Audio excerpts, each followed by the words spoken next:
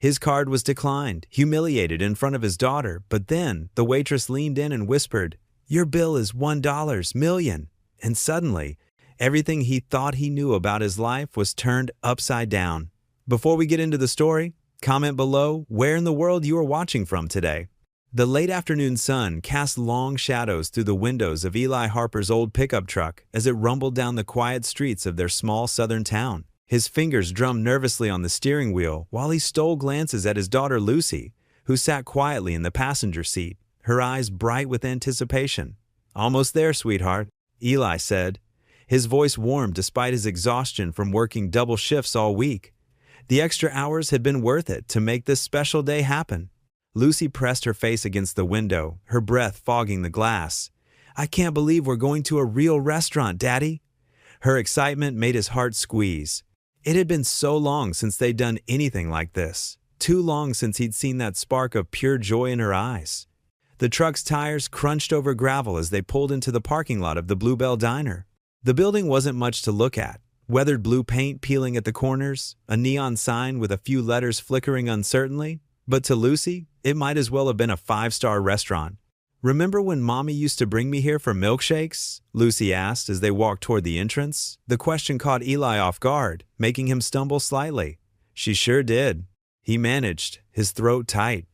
"She always said they made the best chocolate shakes in 3 counties. The memory of his late wife, Sarah, sitting in one of those vinyl booths with a tiny Lucy in her lap, brought both warmth and pain.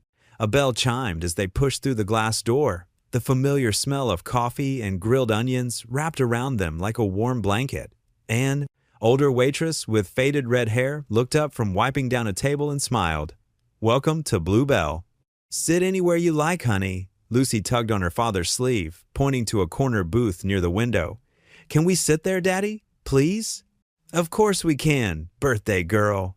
Eli followed her to the booth, watching as she slid across the vinyl seat with barely contained excitement.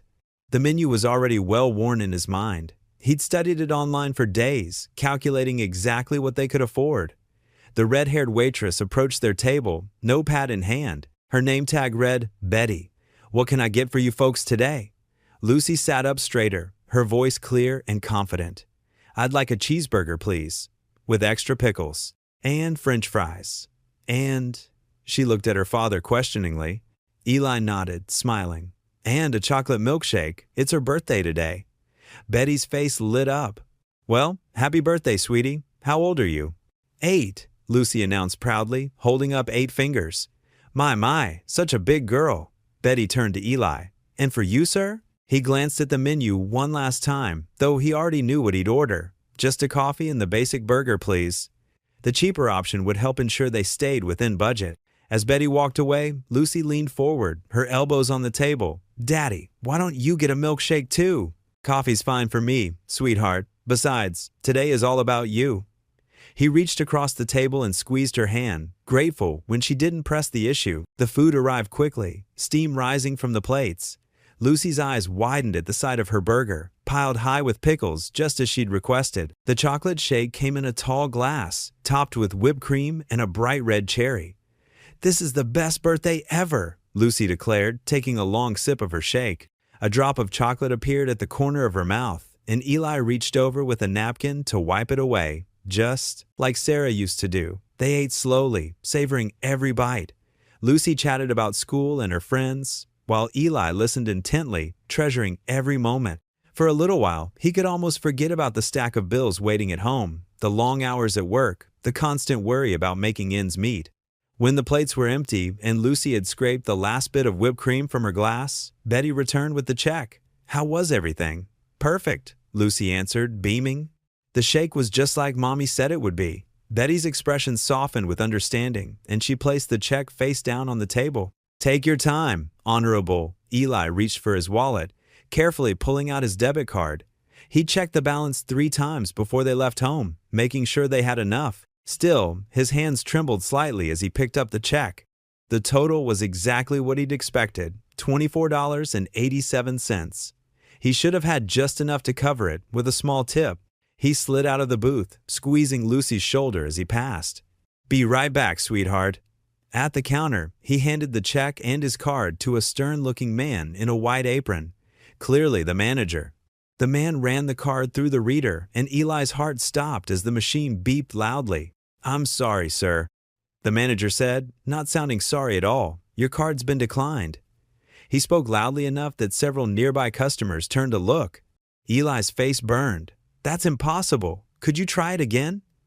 The manager sighed dramatically, but ran the card once more. Another harsh beep. "Sir, I'm going to have to ask you to step aside.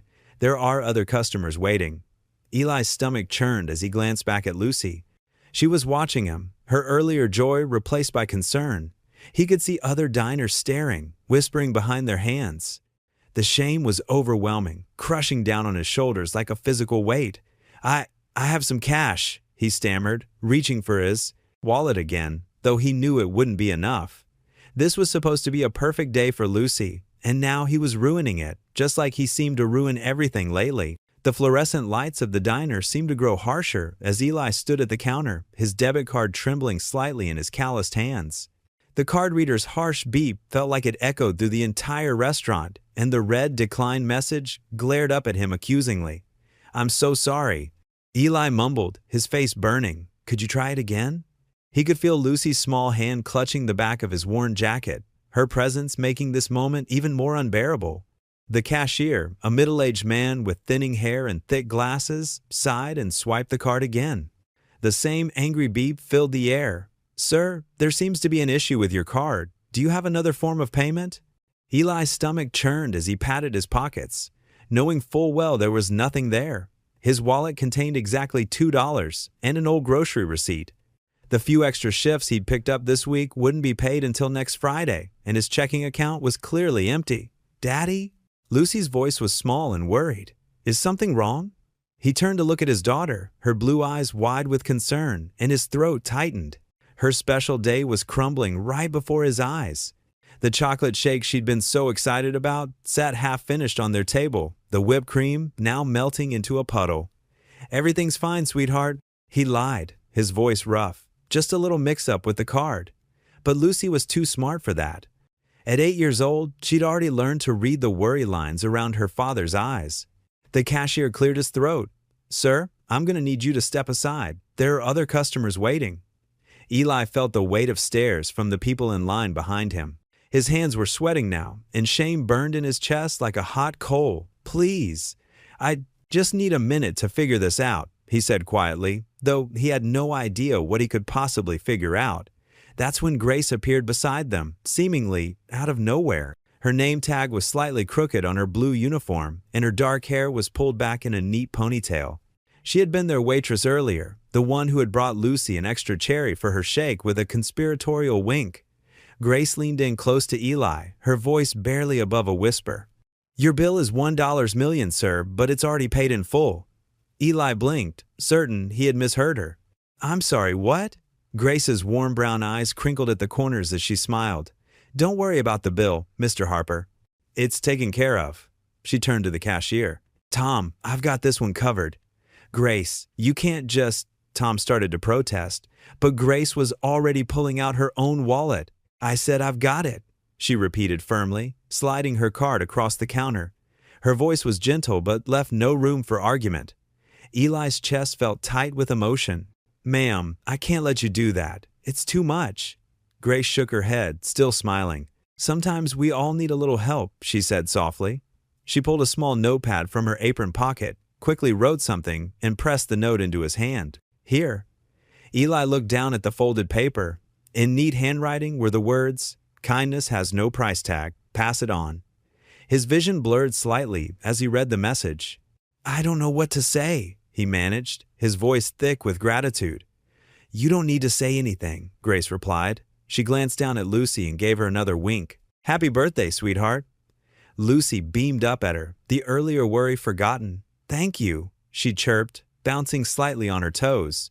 Eli tried one more time. "Please, at least let me pay you back when I—" Grace held up her hand to stop him. "The only payment I want is for you to remember that there are still good people in the world, Mr. Harper. That's all." They made their way to the door, the bell chiming as they stepped out into the evening air. The sun was setting, painting the sky in shades of pink and orange. Lucy's small hand found its way into Eli's as they walked toward their truck. "Daddy?" Lucy asked, looking up at him with curious eyes. "Why would someone do that for us?" Eli squeezed her hand gently, still processing what had just happened. The note felt warm in his pocket, like a reminder that miracles could still happen in small ways. He looked down at his daughter's questioning face, searching for the right words to explain something he barely understood himself. "Sometimes, Lucy," he said slowly, "people do kind things just because they can. Because they know what it's like to need help, or because they want to make the world a little bit better." Lucy considered this as they reached the truck, like when Mommy used to bring cookies to Mrs. Johnson when she was sick. "Exactly like that, sweetheart," Eli replied, his heart both aching and full at the memory. He helped Lucy into her seat, making sure she was properly buckled in before closing the door. As he walked around to the driver's side, he paused for a moment, looking back at the diner. Through the window, he could see Grace moving between tables, carrying plates, and chatting with customers. She had given them more than just a free meal. She had given them back their dignity on what could have been a heartbreaking evening. The note in his pocket seemed to pulse with possibility, its message echoing in his mind. Kindness has no price tag. Pass it on. As he climbed into the truck and started the engine, Eli knew that somehow, someday, he would find a way to do just that. Eli sat at his kitchen table early the next morning, sorting through bills with a cup of lukewarm coffee beside him. The morning sun streamed through the window, casting long shadows across the stack of envelopes.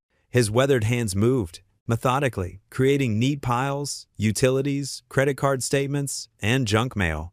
Lucy's cereal bowl sat empty in the sink. She'd already left for school on the morning bus, leaving the house in that peculiar quiet that always followed her departure. The silence made it easier for Eli to focus on the task he dreaded most, figuring out which bills he could pay this month. A plain white envelope caught his attention. No return address, just his name and address written in neat handwriting. He didn't recognize the penmanship, but something about it made him pause. The envelope felt thick, as if it contained more than just a letter. Eli sliced it open with his thumb, pulling out what appeared to be hospital documentation. His brow furrowed as he unfolded the papers, revealing a header from Memorial Regional Hospital. The name at the top made his heart skip a beat. Grace Martin. His eyes widened as they fell on the total amount due, $987,000. "Dear God," he whispered, his coffee forgotten.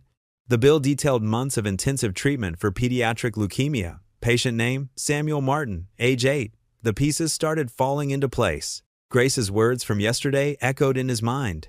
"Your bill is $1 million, sir, but it's already paid in full." The weight of those words crashed down on him like a physical blow. She hadn't just been kind, she'd been giving from a place of deep understanding and desperate need. Eli's hands began to shake. He spread the papers across the table, reading every line. Chemotherapy sessions, radiation treatments, hospital stays, medications. The list seemed endless. Each item represented a battle that Grace's young son was fighting, while she somehow found it in her heart to help strangers. "How could she?" he muttered, running his hands through his graying hair. The guilt hit him hard in the chest. Here he was, worrying about a dinner bill, while Grace carried the weight of nearly $1 million in medical debt. Yet she'd reached out to help him and Lucy without hesitation. He got up from the table, pacing the small kitchen. The linoleum floor creaked under his feet as he moved, his mind racing. The diner meal she'd covered probably meant sacrificing something else she needed, maybe medication for her son or a utility bill of her own. Eli stopped at the sink, gripping its edge until his knuckles turned white. Through the window, he could see the morning light touching the tops of the trees, the same sun that would soon shine on Grace's diner, where she'd be serving others with that gentle smile, carrying her burden alone. The image of her son formed in his mind, a boy Lucy's age, fighting for his life while his mother worked long hours to keep them afloat. It wasn't right. It wasn't fair. Eli returned to the table, gathering the papers with careful hands. He couldn't ignore this. The kindness Grace had shown him, and Lucy demanded a response. But what could he do? His own financial situation was precarious at best. Still, he knew he had to try. Grace's act of kindness had awakened something in him, a determination he hadn't felt since before his wife's passing. He pulled out a notepad from the kitchen drawer and began to write, listing every skill he had, every possible way he might be able to help. mechanic work, handyman services. He could fix cars, repair homes, do yard work. It wouldn't come close to the amount needed, but it was a start. Maybe he could talk to his church, see if they could organize some kind of fundraiser. The more he wrote, the stronger his resolve became. He might not have money, but he had 2 strong hands and a willing heart. It wouldn't be enough, not nearly enough, but he couldn't stand by and do nothing. Eli looked at Grace's hospital bill one more time before carefully folding it and placing it back in the envelope. He held it for a moment, feeling the weight of what it represented. Then he stood up, his decision made. "I'll find a way," he said aloud to the empty kitchen. "Somehow, I'll find a way to help you, Grace." He tucked the envelope into his jacket pocket, where it felt like it weighed 100 pounds. The morning sun had climbed higher now, reminding him that he needed to get to his first job of the day. But as he grabbed his keys from the counter, he knew that everything had changed. The simple act of kindness that had meant so much to him and Lucy yesterday now carried a deeper significance. Grace had given from her own place of need, and that gift demanded a response. He didn't know how yet, but he would find a way to help her. He had to. Eli locked the front door behind him, the morning air crisp against his face. The hospital bill in his pocket seemed to pulse with each step he took toward his truck. It wasn't just paper anymore. It was a promise he needed to keep, a debt of kindness he had to repay. The bell above the diner door chimed as Eli stepped inside. The lunch rush was over, leaving only a few regulars nursing their coffees in worn vinyl booths. His eyes scanned the familiar space, searching for Grace's gentle presence, but she was nowhere to be seen. Behind the counter, a different waitress wiped down the coffee machine. The manager, a heavy-set man with thinning gray hair and perpetually furrowed brows, counted receipts at the register. Eli cleared his throat. "Excuse me, I'm looking for Grace, the waitress who was here yesterday?" The manager barely glanced up. "She doesn't work here anymore. Since when?" Eli's voice cracked slightly. "She was just here yesterday." The manager's shoulders tensed. He set down his stack of receipts with deliberate slowness. "Look, we had to let her go. Personal issues. That's all I can say." "Personal issues?" Eli felt his face grow warm. "You mean because she helped my daughter and me?" The manager's expression hardened. "Like I said, that's all I can say. Now, are you planning to order something?" Eli stood there for a moment, his hands clenched at his sides. The weight of Grace's hospital bill seemed to burn in his pocket where he'd tucked it. Finally, he turned and pushed through the door, the bell's cheerful ring now seeming to mock him. Outside, the afternoon sun beat down on the cracked pavement. Eli walked to his truck, but couldn't bring himself to leave. He had to find her, had to make this right. The hardware store across the street caught his eye. Old Mrs. Peterson worked there. She knew everything about everyone in town. Inside, the store smelled of sawdust and paint. Mrs. Peterson's face lit up when she saw him.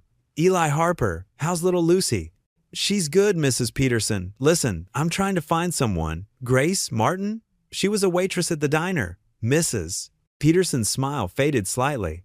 "Oh, poor dear. Lives out in the Riverside trailer park with her boy. Such a shame about his illness." Eli's heart thumped. "Which trailer?" "Number 17, the blue one at the end." "But Eli." She hesitated. "That family's been through enough. Whatever it is, I just want to help," he said softly. The Riverside trailer park sat on the outskirts of town, where the paved roads gave way to gravel. Eli's truck bumped along slowly as he counted the numbers. The late afternoon sun cast long shadows between the mobile homes, some well-maintained, others showing years of wear. Number 17 stood apart from the others, its faded blue paint peeling at the corners. A small garden struggled to grow in front, with a few determined marigolds adding spots of color to the dusty ground. And there was Grace. She sat on the wooden steps leading to her front door, her waitress uniform replaced by worn jeans and a faded t-shirt. Her head was bowed, shoulders slumped with exhaustion. She looked smaller somehow, more vulnerable than she had at the diner. Eli parked his truck and sat for a moment, gathering his courage. The hospital bill crinkled in his pocket as he stepped out. His work, boots crunched on the gravel as he approached. Grace's head snapped up at the sound. Recognition flickered across her face, followed quickly by something like fear. "Mr. Harper?" She stood quickly, smoothing her shirt with nervous hands. "What are you doing here?" Eli stopped a respectful distance away. "I went to the diner," he said quietly. "They told me you weren't working there anymore." Grace's chin lifted slightly. It's fine. These things happen. Because of me? The words felt like stones in his mouth. She shook her head. Please don't worry about it. I'll find something else. Eli reached into his pocket and pulled out the hospital bill. This came to my house by mistake. He watched as the color drained from her face. I want to help. Grace stared at the paper in his hand, then quickly looked away. I don't need help, she said, but her voice trembled, and I certainly don't need pity.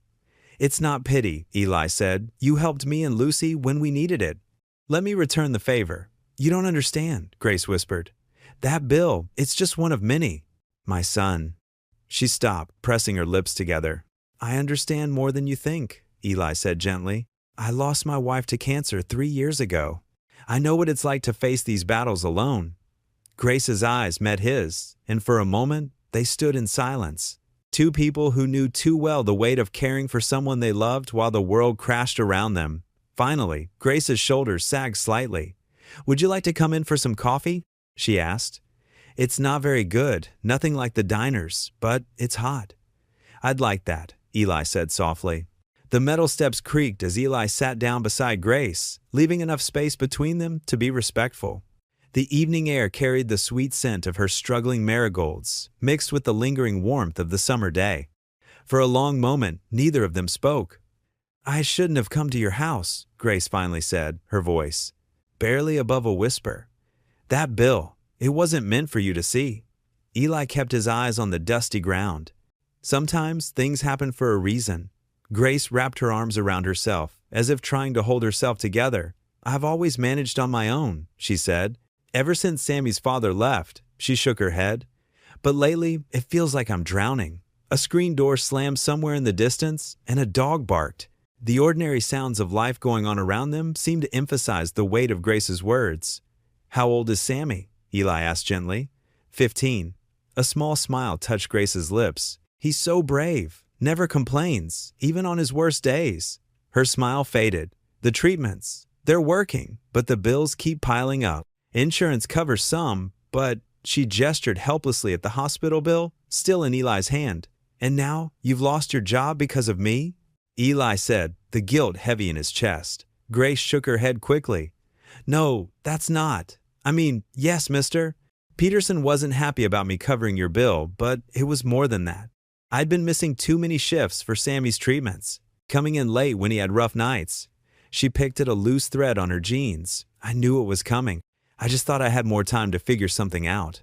A car drove past, its headlights sweeping across them as the sun continued its slow descent. Grace hugged herself tighter. You know what's funny? She said, though there was no humor in her voice. When I saw you and Lucy in the diner, the way you looked at her, trying so hard to give her a special day, it reminded me of how my dad used to look at me. She swallowed hard. Before he got sick, cancer, just like Sammy. We lost everything trying to save him, and, in the end, her voice cracked. Eli's heart ached. He thought of his own loss, of watching his wife slip away despite everything they'd tried. I understand, he said softly. Grace wiped quickly at her eyes. I just couldn't let Lucy see that look on your face. The one I remember seeing on my mom's when her card was declined. The shame, the helplessness. She took a shaky breath. But now I can't even help myself. Why didn't you ask for help? Eli asked, though he already knew the answer. He saw it in the proud set of her shoulders, in the way she forced herself to sit up straight despite her exhaustion. Pride, I guess. Grace laughed weakly. Stupid, isn't it? Drowning in bills, barely keeping food on the table, and I still can't bring myself to admit I need help. She glanced toward her trailer. Sammy deserves better than this.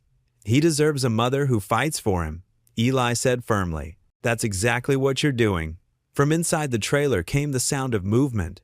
Grace straightened, quickly composing herself. That's him waking up from his nap. The medications make him so tired. Eli stood, brushing off his jeans. I meant what I said about helping, he said. I may not have much, but I'm good with my hands. If anything needs fixing. Grace looked up at him, really looked at him for the first time since he'd arrived. Her eyes were tired, but clear.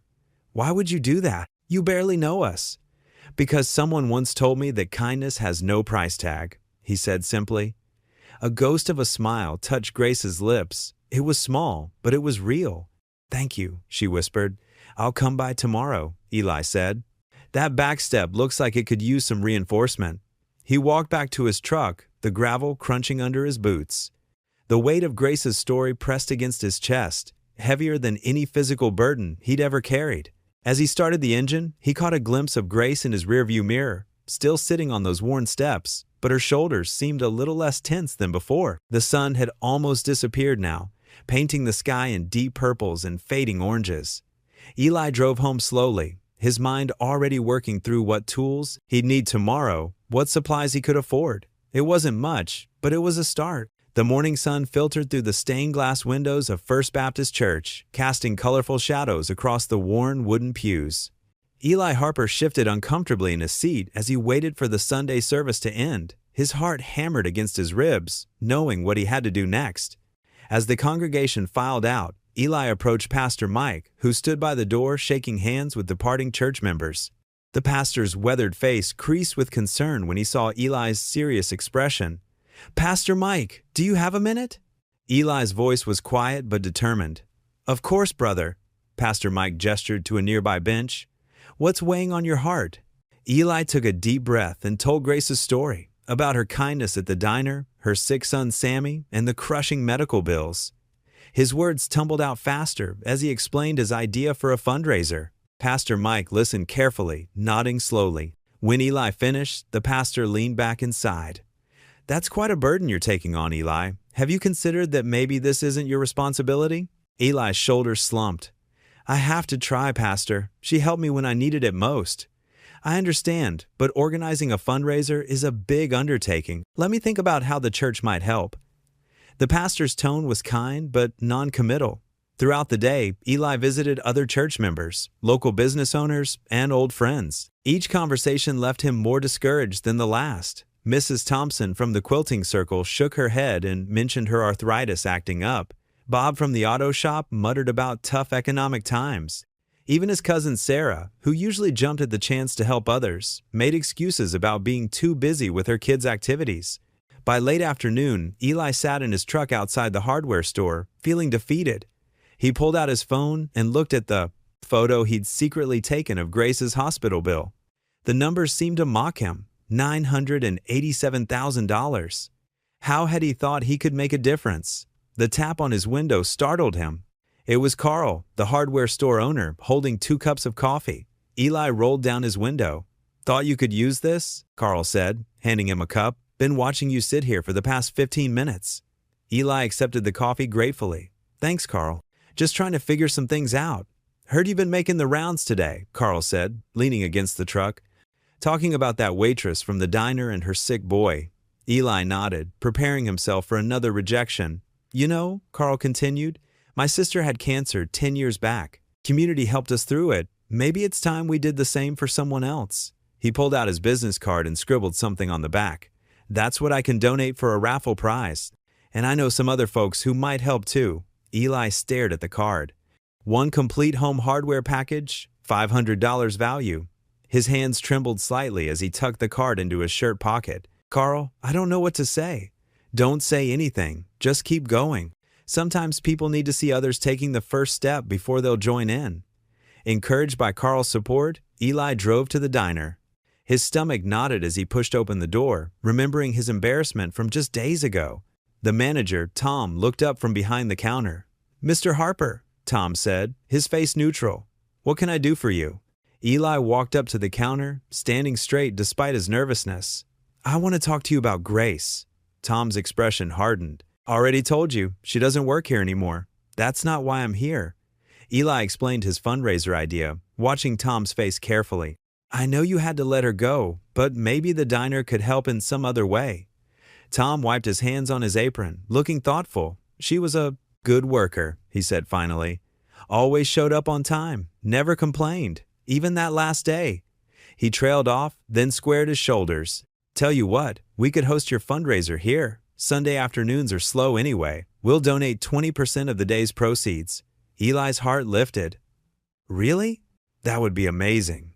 "Yeah, well," Tom shuffled his feet. "I felt bad about having to let her go. Maybe this makes up for it a little."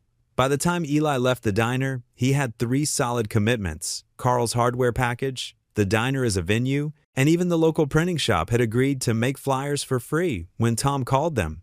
That evening, Eli sat at his kitchen table, surrounded by notes and ideas. Lucy sat across from him, coloring with her crayons. "What should we call it, sweetheart?" he asked, tapping his pen against a blank piece of paper. Lucy looked up, her face serious. "Remember what the nice lady said at the diner? About the $1 million?"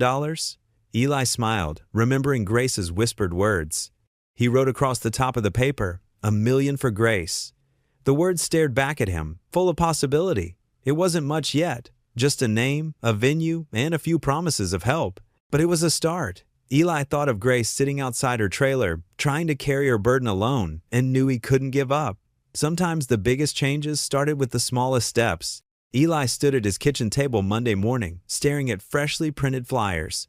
Lucy sat across from him, coloring a hand-drawn poster for the fundraiser. "Do you think people will help, Daddy?" Lucy asked. "I hope so, sweetheart." Eli picked up a flyer reading, "$1 million for Grace, help save Sammy," with details about the fundraiser at Joe's Diner. Eli began his journey through town, visiting every willing shop on Main Street. At Thompson's Hardware, old Mr. Thompson's eyes softened, hearing about Sammy's leukemia. "Put one in my window," he said, pressing $20 into Eli's hand. By lunchtime, Eli had covered downtown. At Mike's Mechanics, the owner stopped him mid-explanation. "I'll fix cars for free during the fundraiser," Mike said. "Folks can donate what they would have paid me to Sammy's fund instead." Eli's throat tightened. "That's really generous, Mike. Sometimes folks just need a helping hand." The afternoon brought more surprises. Sarah, at the flower shop, offered arrangements. The bakery promised cookies. The high school principal agreed to let students earn community service hours, helping. At Joe's Diner, manager Bob had cleared wall space for Lucy's posters. "We'll add more tables that day," he said. A young waitress approached with her morning tips, $12. "It's not much, but every bit helps," Eli assured her. By evening, word had spread. Mrs. Rodriguez caught him at the crosswalk. "My church group wants to cook traditional Mexican food. Everyone loves our tamales." Home again, Lucy had finished her poster, a big heart with "Help Sammy," surrounded by colorful stars. "Can we show it to Grace?" "Tomorrow, sweetie." Eli sat down, emotionally drained but hopeful. Nearly $200 plus promised help, not close to $1 million, but a start. His phone buzzed with texts, Pastor Mike offering the fellowship hall if needed, the radio station requesting an interview, the elementary principal offering to send flyers home with students. The next morning, Eli visited Grace at the hospital. Sammy was having a good day, working on a puzzle. Grace's eyes welled, seeing the growing list of helpers. "I don't know what to say," she whispered. "You don't have to," Eli replied. "You taught me kindness has no price tag, remember?" Lucy taped her poster to Sammy's wall. The boy's tired face lit up with a genuine smile. Leaving the hospital, Eli felt something new, being part of something bigger than himself. His own struggles seemed lighter, shared by caring hands and open hearts. That evening, more offers poured in. Eli sat on his porch watching sunset, no longer overwhelmed by what lay ahead. Mr. Thompson honked, waving as he passed.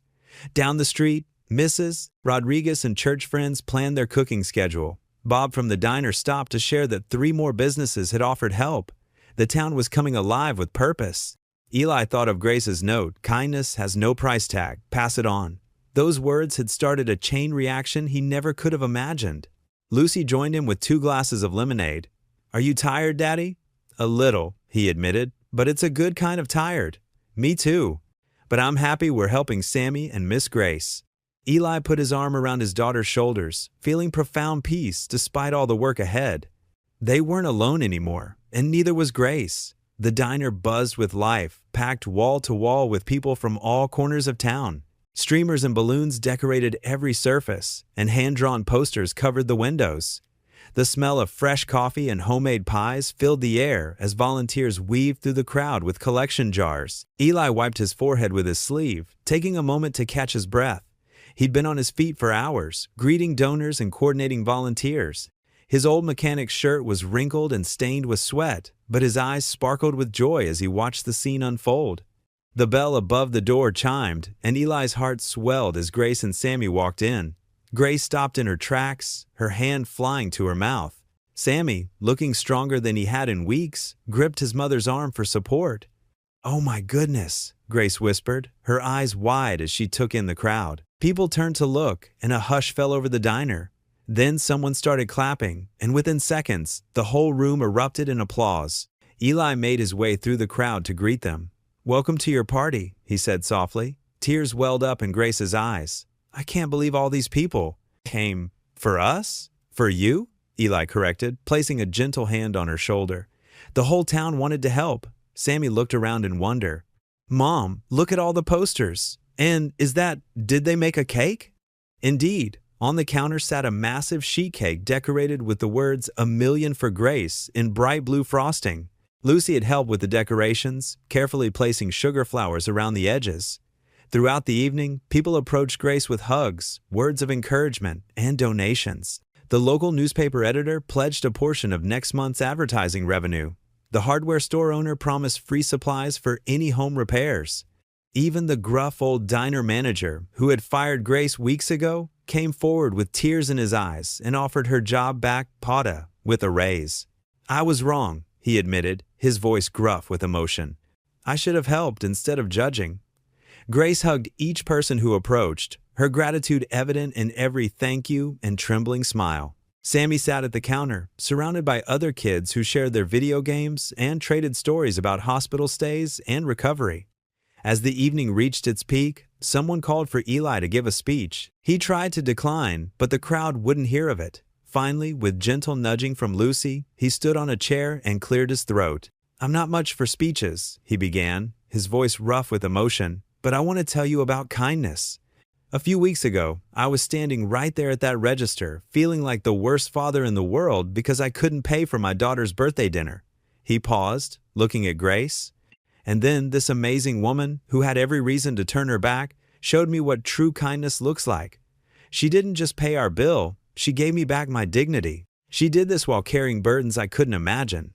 The room grew quiet as Eli continued. "Tonight, I see that same kindness multiplied 100-fold. Look around. This is what community means. This is what hope looks like. And I want to thank each one of you for proving that miracles still happen right here in our little town." The applause was deafening. People wiped tears from their eyes and hugged their neighbors. The donation jars filled up and checks were written.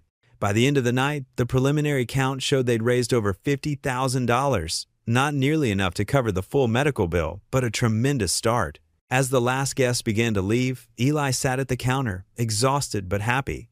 Lucy had fallen asleep in a booth, and Grace was saying goodbye to the remaining well-wishers. The night felt perfect, like a dream come true. Then his phone rang. "Mr. Harper?" The voice belonged to Tom Wilson, the bank manager who had helped set up the fundraiser account. "There's something wrong. I'm looking at the account activity, and all the money's gone. Someone accessed it electronically about an hour ago and transferred everything out." Eli's blood ran cold. The room seemed to spin as Tom's words sank in. "What do you mean, gone?" "Every penny, Mr. Harper. I'm so sorry." "We're looking into it now, but—" Tom's voice faded into background noise as Eli stared at the donation jars on the counter, still full of cash and checks that hadn't been deposited yet. Through the window, he could see Grace hugging Sammy, both of them smiling, still caught up in the joy of the evening. How could he tell her that their miracle had just been stolen? His hands trembled as he ended the call. The diner's neon sign cast a red glow through the windows, and somewhere in the distance, a siren wailed, a haunting echo of his own internal alarm. Eli's hands trembled as he stared at his phone screen, refreshing the fundraiser page. The balance showing $50,000 hours ago now displayed zero. His throat went dry. "This can't be happening," he whispered, ducking into the diner's back office. The celebration from the dining room seemed distant, muffled by roaring in his ears. He dialed the bank's emergency number with shaking fingers. After endless automated menus, a representative answered. "I need to report unauthorized activity," Eli said, voice cracking. He explained the situation, pacing the small office. "I'm sorry, sir," the representative said after checking. "The funds were transferred electronically with correct credentials. We can't trace where the money went." Eli leaned against the wall, legs going weak. But this was fundraiser money for a sick child. You'll need to file a police report. But in cases like this, Eli barely heard the rest. Someone with account access had betrayed them all. Him, the diner manager, Grace's ex-boyfriend who'd helped coordinate. Lucy poked her head in. "Daddy, people are asking where you went." Eli forced a smile. "I'll be right there, sweetie." In the dining room, celebration continued. Grace stood near the counter with Sammy, both beaming. The sight made Eli's chest ache. The diner manager caught his eye, raising an eyebrow. Eli looked away, suspicions making him sick. He'd trusted these people. Grace noticed him standing alone and approached. "Eli, you look pale." He couldn't meet her eyes. "Grace, I need to tell you something. Can we talk privately?" Outside in the cool evening air, Grace hugged herself against the chill. "What's wrong?" "The money's gone," Eli whispered. Grace stared, uncomprehending. "What do you mean?" "Someone transferred it out. All of it. The bank can't trace it." The words felt like stones. "I'm sorry, Grace. I failed you." Grace's face cycled through confusion, shock, disbelief, and finally deep sadness. But how? Who would? "I don't know, but I'll find out. I'll make this right somehow." Grace slid down the wall until she sat on the curb. Eli stood helplessly. "All those people," she said hollowly. "They trusted us. They wanted to help Sammy." Tears streamed down her face. "What am I going to do?" Eli sat beside her. "I'll go to police tomorrow. We'll figure something out." Grace nodded, but the light had gone out of her eyes. Hope crushed, replaced by familiar despair. "I should get Sammy home," she said, standing. "Grace, it's not your fault, Eli," she said distantly. "You tried to help." She walked back inside, leaving Eli alone. Through the window, he watched her gather Sammy and make quiet goodbyes. Her shoulders slumped, movements mechanical. Eli stayed outside long after they'd gone, staring at stars and wondering how everything went so wrong. The night that should have been triumph had become another reminder of how quickly hope could slip away. Tomorrow would bring police reports and accusations, suspicious glances, and disappointed faces. But tonight, Eli sat in quiet darkness, feeling failure pressed down like a physical weight. He'd wanted desperately to help, to show Grace that kindness could change lives. Instead, he'd only added to her burden. The diner's lights clicked off, one by one. In his pocket, his phone felt heavy with knowledge, the empty account, stolen dreams, betrayed trust. He would face it all tomorrow, but tonight, he let himself feel the full measure of grief and shame. The morning light filtered through the diner's dusty windows as Grace paced back and forth, her worn sneakers squeaking against the linoleum floor. She'd gathered the handful of volunteers who'd helped organize the fundraiser, her eyes scanning their faces as they sat in the vinyl booths. "I need to know exactly who handled the money," she said, her voice steady, despite the tremor in her hands. Every single person. The diner manager, Martha, pulled out a crumpled list from her apron pocket. "I've got the names right here, honey." But honestly, only 3 people had access to the account itself. Grace's stomach churned as Martha read the names. When she mentioned Jake Peterson, Grace's ex-boyfriend and the fundraiser coordinator, her breath caught in her throat. She hadn't wanted him involved, but he'd insisted on helping, claiming he'd changed. Eli stood in the corner, his shoulders slumped, looking like he carried the weight of the world. "I should have been more careful with who we trusted," he muttered. "No," Grace said firmly, turning to face him. "This isn't your fault." She pulled out her phone and showed him a text from Jake from the night before. "Look at this." He said he had to leave town unexpectedly for a family emergency. Eli's eyes narrowed. The same night the money disappeared? One of the volunteers, an elderly woman named Ruth, spoke up. "That Jake fellow, he was awful interested in how the online donation system worked. Kept asking about security measures." Grace felt her chest tighten. She remembered Jake's past. The petty theft charges, the con games he'd pulled before she'd known him. She'd believed him when he said he'd changed, wanted to give him a second chance. Now that trust felt like ashes in her mouth. "We need to check his apartment," Grace said, grabbing her purse. "He lived just 3 blocks from here." Eli hesitated. "Shouldn't we call the police first?" "With what evidence?" Grace asked. "We need something concrete." "Jake's smart. He won't have left an obvious trail." They drove to Jake's apartment in Eli's old pickup truck, the silence between them heavy with unspoken fears. The apartment complex was a shabby 2-story building with peeling paint and rusty railings. Grace still had a spare key from when they dated. Inside, the apartment was eerily neat. Too neat. He cleared out, Grace said, moving from room to room. But he must have been in a hurry. Eli noticed something poking out from under the couch. He pulled out a wadded-up piece of paper and carefully smoothed it out. Grace, look at this. It was a printed receipt for a wire transfer, partially torn but still legible. The amount matched their missing funds exactly. Grace's hands shook as she took the paper. There's an account number here, and look, he used his real name. He must have thought he'd grabbed all the evidence. They found more. A hastily deleted browser history on his laptop that hadn't quite disappeared, emails about one-way flights to Mexico, and a notebook with scribbled account numbers that matched their fundraiser account. He didn't just steal from us, Eli said, flipping through the notebook. There are other accounts listed here, other victims. Grace sank onto the couch, her face pale. I should have known. The signs were all there. He showed up right when we started planning the fundraiser, suddenly wanting to help. You wanted to believe in someone's goodness, Eli said quietly. There's no shame in that. They gathered everything they could find, the receipt, the notebook, screenshots of the browser history. Grace's hands were steady now as she pulled out her phone and dialed the police. Yes, I'd like to report a theft, she said, her voice firm. We have evidence of wire fraud and stealing from a charity fundraiser. She gave them the address and hung up. They're sending someone right away. Eli touched her shoulder gently. You okay? Grace looked up at him, her eyes bright with unshed tears but fierce with determination. No, but I will be. We'll make this right. They waited outside the apartment for the police, watching the sun sink lower in the sky. The evidence was secured in Grace's purse, and though the weight of their situation hadn't lifted, at least now they had hope and a direction to move forward. A police cruiser pulled up, its lights cutting through the growing dusk. Grace squared her shoulders and stepped forward to meet them, Eli right beside her, ready to share what they'd found. Blue and red lights flashed across Main Street as two police cruisers pulled up to the bus station. Grace stood beside Eli, her arms wrapped tightly around herself despite the warm morning air. They watched as officers rushed inside, their radios crackling with static and urgent voices. Minutes felt like hours, until finally, the glass doors burst open. Between two officers emerged James Turner, Grace's ex-boyfriend, his hands cuffed behind his back. His usually slick appearance was disheveled, wrinkled clothes, messy hair, and dark circles under his eyes. He'd been trying to skip town with a one-way ticket to Atlanta and the stolen fundraiser money stuffed in his duffel bag. I can't believe he actually did it, Grace whispered, her voice barely audible. Her fingers twisted the hem of her uniform shirt, knuckles white with tension.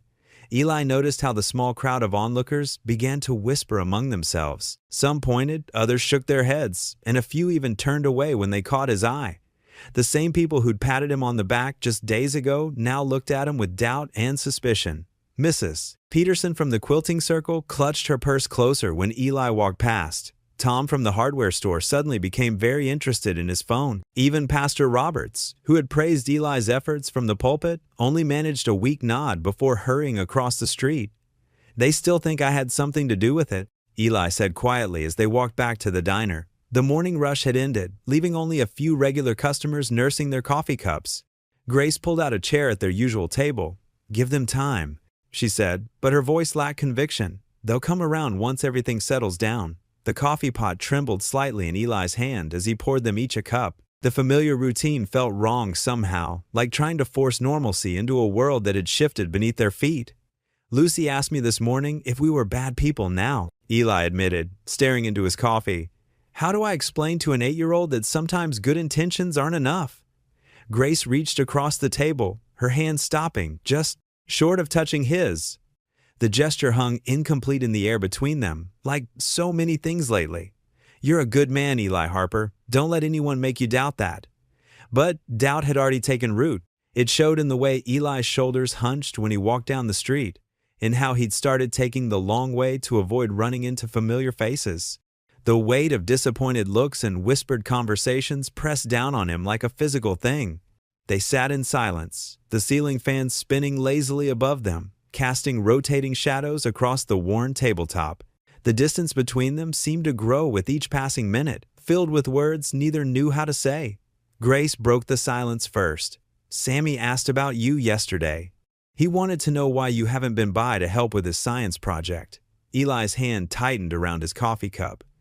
Maybe it's better if I keep my distance for a while. People are already talking enough as it is. So you're just going to disappear? There was an edge to Grace's voice he hadn't heard before. After everything? I'm trying to protect you, Eli said, but the words sounded hollow even to his own ears. Your reputation. My reputation? Grace pushed her coffee away untouched. The whole reason we're in this mess is because you wanted to help me, and now you're just giving up? Eli struggled to find the right words. I'm not giving up. I just don't want to make things worse. The silence that followed felt heavier than before. Outside, life in their small town continued as if nothing had changed. The mailman made his rounds, Mrs. Johnson walked her poodle past the window, and somewhere a car horn honked in the distance. But inside the diner, the air grew thick with unspoken words and mounting frustration. Grace stood up suddenly, her chair scraping against the floor. I should get back to work. She smoothed her apron with trembling hands. Sammy has a doctor's appointment tomorrow. He'll be disappointed you won't be there. Eli watched her walk away, each step widening the gulf between them. He wanted to call out, to bridge the gap somehow, but pride and fear held his tongue. The coffee grew cold in front of him, forgotten like the dreams they'd shared just a week ago. Through the window, he could still see the police tape fluttering in the breeze outside the bus station. James Turner was headed to jail, but sometimes Eli wondered if they weren't all serving their own kind of sentence, trapped by assumptions, judgments, and the weight of broken trust. The diner's bell chimed as another customer walked in. Grace plastered on her professional smile, notepad ready, as if everything was normal, as if their world hadn't just been turned upside down. Eli stood up slowly, leaving enough money on the table to cover both coffees and a tip that was probably too generous. He paused at the door, looking back at Grace as she took another table's order. She didn't look up, and somehow that hurt more than any suspicious glance or whispered accusation. The bell chimed again as he stepped out into the morning sun, leaving behind more than just an unfinished cup of coffee. The morning sun cast long shadows through the diner's windows as Grace wiped down tables, her movements mechanical and distracted. The familiar rhythm of her work couldn't drown out the chaos in her mind. She looked up when the bell above the door chimed, and her heart skipped a beat as Eli walked in. He looked tired, dark circles under his eyes matching her own. His usual confident stride was replaced by hesitant steps as he made his way to the counter.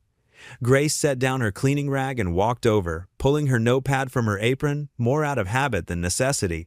Coffee? She asked, already reaching for a mug. Thanks, Eli replied softly, settling onto a stool. The diner was empty except for them, the morning rush long gone. Grace poured the coffee with trembling hands, spilling a few drops on the counter. She quickly wiped them away, but Eli caught her wrist gently. Grace, talk to me, please.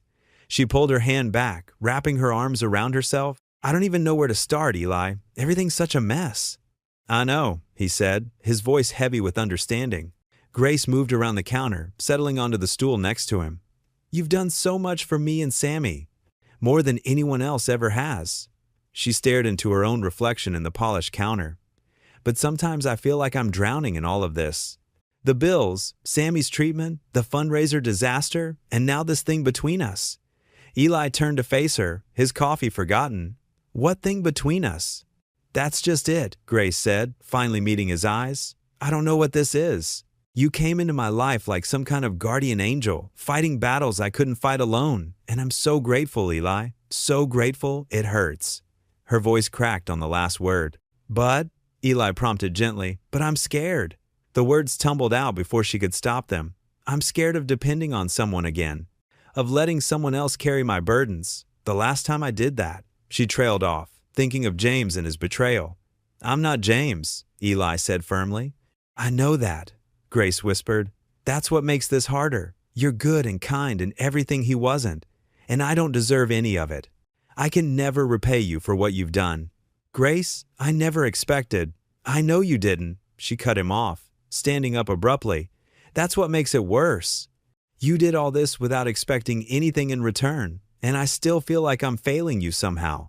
She began pacing behind the counter, her hands fidgeting with her apron strings. Every time I look at you, I see everything I could lose. What if something goes wrong again? What if I mess this up too? I can't. I can't handle another disappointment. Sammy can't handle it. Eli stood up but remained on his side at the counter, giving her space. Nobody's asking you to handle everything alone anymore. But that's exactly it. Grace's voice rose slightly, thick with emotion. I don't know how to not handle things alone anymore. It's all I've known for so long. She stopped pacing, gripping the edge of the counter until her knuckles turned white. Maybe I need some space to figure things out. The hurt that flashed across Eli's face made her heart ache, but she forced herself to continue. I need to focus on Sammy right now, on getting back on my feet. I can't. She took a shaky breath. I can't let myself depend on anyone else right now. It's not fair to you.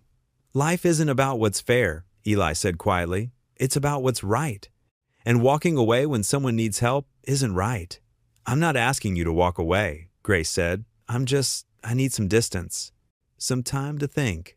Eli stepped closer to the counter, his eyes intense. You can have all the time you need, Grace. But I want you to know something. He waited until she looked at him again. I'm not giving up on you, or Sammy, no matter what. Grace felt tears threatening to spill over. She grabbed her purse from under the counter, needing to escape before she completely broke down. I have to go, she mumbled, hurrying toward the door. Jenny will be here soon for her shift. Grace, Eli called after her, but she didn't turn around. She pushed through the door, the bell's cheerful jingle, a stark contrast to the heaviness in her heart. The morning air was cool against her face as she walked quickly down the sidewalk, wiping away tears with trembling hands. Behind her, through the diner's window, she knew Eli was watching her go, and even though every step felt wrong, she kept walking. The morning after Grace pulled away, Eli sat at his kitchen table, staring into a cold cup of coffee. Lucy's cereal bowl from breakfast remained untouched. She'd barely spoken 2 words to him before heading to school. The silence in the house felt heavier than usual, pressing down on his shoulders like a physical weight. He pulled out his phone, scrolling through the dozens of missed calls and unread messages. Some were from concerned church members, others from reporters wanting statements about the fundraiser scandal. Each notification felt like another small wound. What am I doing wrong? He whispered to the empty kitchen. His late wife's photo smiled at him from the wall, offering no answers. The sound of his ancient truck sputtering to life in the driveway caught his attention. His neighbor, Mrs. Thompson, had offered to drive Lucy to school this week. The gesture was kind, but it stung. Even his daughter preferred other people's company now. His phone buzzed again. This time it was the bank, warning of suspicious activity on his account. Eli's hands shook as he opened the message. More unauthorized transfers had been made using his information. His stomach churned as he realized someone was still using his details to move money around. The doorbell rang, its cheerful chime a stark contrast to the dread building in his chest. Through the window, he saw 2 police cars parked outside. Officer Martinez, whom he'd known since high school, stood on his porch with another officer he didn't recognize. Eli Harper? Martinez's voice was professional, devoid of their usual friendly tone. We need you to come with us. What's going on, Mike? Eli asked, stepping onto the porch. New evidence has surfaced regarding the fundraiser funds, Martinez said, unable to meet his eyes. Multiple fraudulent transfers have been traced to your accounts. That's impossible, Eli protested. I've been reporting those transfers. Someone's using my information. We have to take you in for questioning, the other officer stated firmly. Please turn around and place your hands behind your back. The cold metal of the handcuffs bit into his wrists. Eli's legs felt weak as reality crashed over him. This couldn't be happening. Not now. Not when Lucy was about to A. Small gasp made his heart stop. Lucy stood at the end of the driveway, her backpack clutched to her chest. Mrs. Thompson's car idled behind her, but Lucy seemed frozen in place, her eyes wide with disbelief and fear. Lucy, baby, it's okay. Eli called out, trying to keep his voice steady. This is just a misunderstanding. Everything's going to be fine. But Lucy's lower lip trembled, and tears welled up in her eyes. She took a step backward, shaking her head slowly. Daddy? Her voice cracked on the word, and Eli felt his heart shatter. I'm innocent, sweetie. You have to believe me. He struggled against the instinct to run to her, the handcuffs preventing him from reaching out to his daughter. Mrs. Thompson will take care of you until I get this sorted out. Mrs. Thompson hurried forward, placing protective hands on Lucy's shoulders. Come on, dear, she murmured, trying to guide Lucy back to the car. But he didn't do anything wrong. Lucy cried out, her voice rising in panic. Daddy wouldn't steal. He's good. He helps people. Lucy, please. Eli begged, his composure cracking as the officers began leading him toward the patrol car. Be brave for me, okay? I love you so much.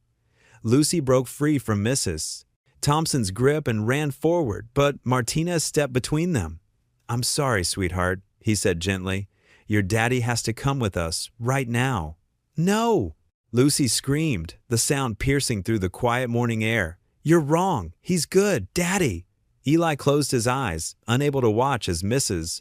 Thompson gathered his sobbing daughter in her arms. The sound of Lucy's cries followed him as the officers guided him into the back of the patrol car. Through the window, he could see Lucy's small form crumpled against Mrs. Thompson, her shoulders shaking with sobs.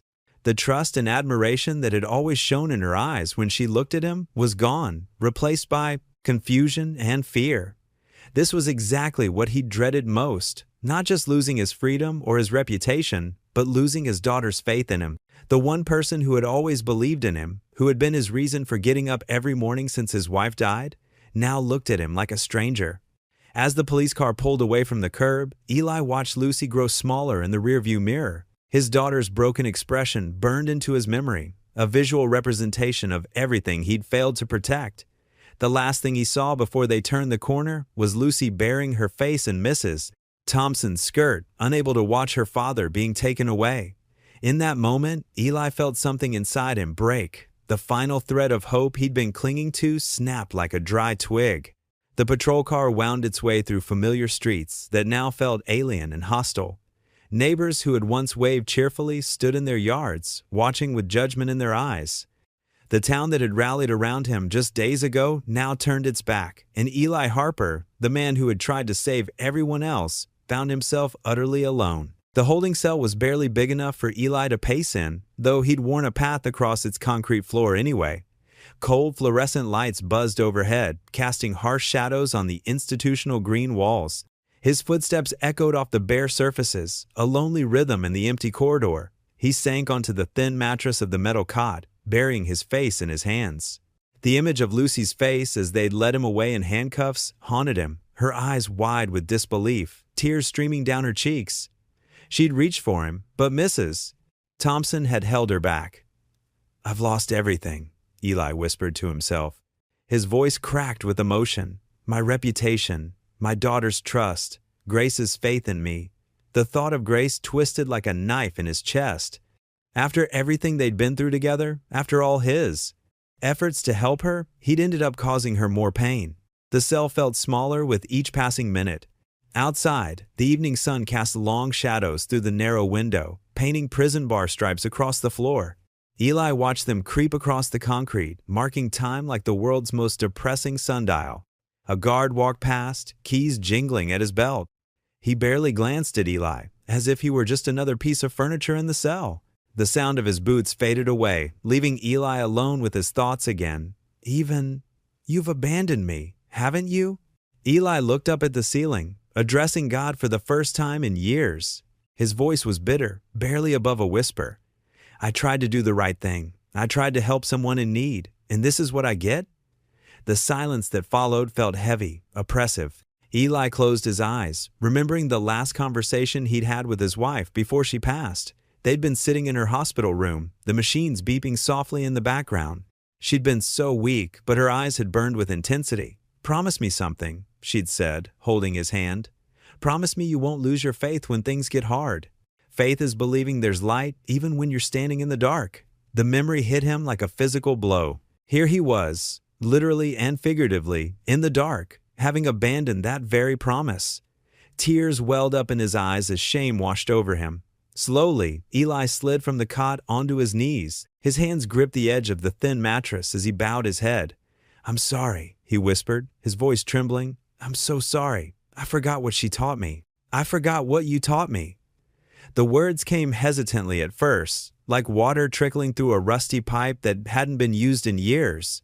Lord, I don't know if you're listening. I haven't exactly been the best at keeping in touch. He let out a shaky laugh that was half sob. But I need you now, not just for me, but for Lucy, for Grace, for everyone who's been hurt by this mess. As he prayed, something shifted inside him. The knot of anger and bitterness in his chest began to loosen. Memories flooded back of his wife's unwavering faith, of Grace's kindness at the diner, of Lucy's simple trust in him. Each memory felt like a small light pushing back the darkness. "I don't understand why this is happening," he continued, his voice growing stronger. "But Sarah was right. Faith isn't about understanding everything. It's about believing in the light, even when you can't see it." Time seemed to stop as Eli remained on his knees, pouring out years of buried grief and fear. He prayed for Lucy, that she wouldn't lose her own faith because of his situation. He prayed for Grace and Sammy, that they would find the help they needed. He even prayed for the person who had really stolen the money, that they might find redemption. When he finally opened his eyes, the cell was darker. Night had fallen while he prayed, but somehow the darkness didn't feel as oppressive anymore. Eli stood up, his knees stiff from kneeling so long, and sat back on the cot. For the first time since his arrest, his mind felt clear. He couldn't explain it, but deep in his heart, he knew this wasn't the end of his story. Whatever happened next, he would face it with faith, real faith, not just the hollow shell of belief he'd been carrying around since Sarah's death. His wife's words echoed in his mind again. Faith is believing there's light, even when you're standing in the dark. A sense of peace settled over him, despite his circumstances. He might be in a cell, but his spirit felt freer than it had in years. Whatever tests lay ahead, he would face them with renewed strength and the faith he'd almost forgotten. Through the small window, Eli could see stars beginning to appear in the darkening sky. Each one seemed to remind him that even in the darkest night, light always found a way to shine through. Grace's hands trembled as she stared at the computer screen in the police station. Detective Morris had just pulled up the security footage from the bank, and there he was, Mark, her ex-boyfriend, making multiple withdrawals from the fundraiser account. The timestamp matched perfectly with when the money had disappeared. "That's him," Grace whispered, her voice catching. "That's Mark." She watched as he made transaction after transaction, emptying the account that held so many people's hopes and dreams for her son's treatment. Detective Morris leaned forward, his weathered face serious. "We found bus tickets in his apartment. Looks like he was planning to leave town tonight." Grace's chest tightened. All this time, while Eli sat in a jail cell, Mark had been plotting his escape. The betrayal cut deep, but not as deep as the guilt she felt for not seeing it sooner. "We need to get Eli out," she said, standing up suddenly. "He's innocent. He's been innocent this whole time." The detective nodded, already reaching for his phone. "I'll call the DA right now. With this evidence, we should be able to get the charges dropped immediately."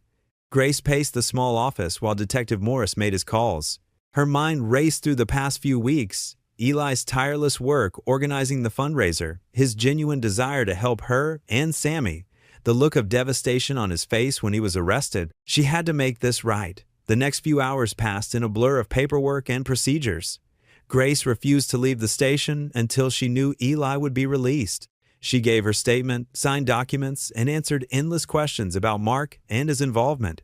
Finally, around sunset, she heard the sound she'd been waiting for. Footsteps coming down the corridor. Eli appeared, looking tired but relieved, his eyes finding hers immediately. "Grace?" he said softly, as if he couldn't quite believe she was there. She rushed forward, wrapping her arms around him in a tight embrace. "I'm so sorry," she whispered against his shoulder. "I should have known it was Mark. I should have fought harder for you." Eli pulled back slightly, his eyes kind despite everything he'd been through. "You did fight for me. You found the truth." The police chief cleared his throat, drawing their attention. "Mr. Harper, on behalf of the department, I want to extend our sincerest apologies. We should have investigated more thoroughly before making the arrest." Eli nodded, but Grace could see the toll the ordeal had taken on him. His shoulders were slumped, and dark circles shadowed his eyes. The next morning, the town hall was packed. The mayor had called an emergency meeting to address the situation. Grace sat next to Eli in the front row, her hand occasionally brushing his for reassurance. Mayor Thompson stood at the podium, his usual confident demeanor replaced by genuine remorse. "Ladies and gentlemen, we are here today to right a grave wrong. One of our own, Eli Harper, was falsely accused and imprisoned for a crime he did not commit."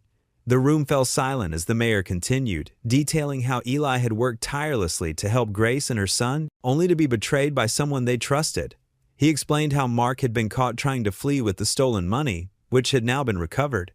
"Mr. Harper," the mayor said, turning to face Eli directly, We owe you more than just an apology. We owe you our gratitude for showing us what true community spirit looks like, and we owe you our shame for doubting your character."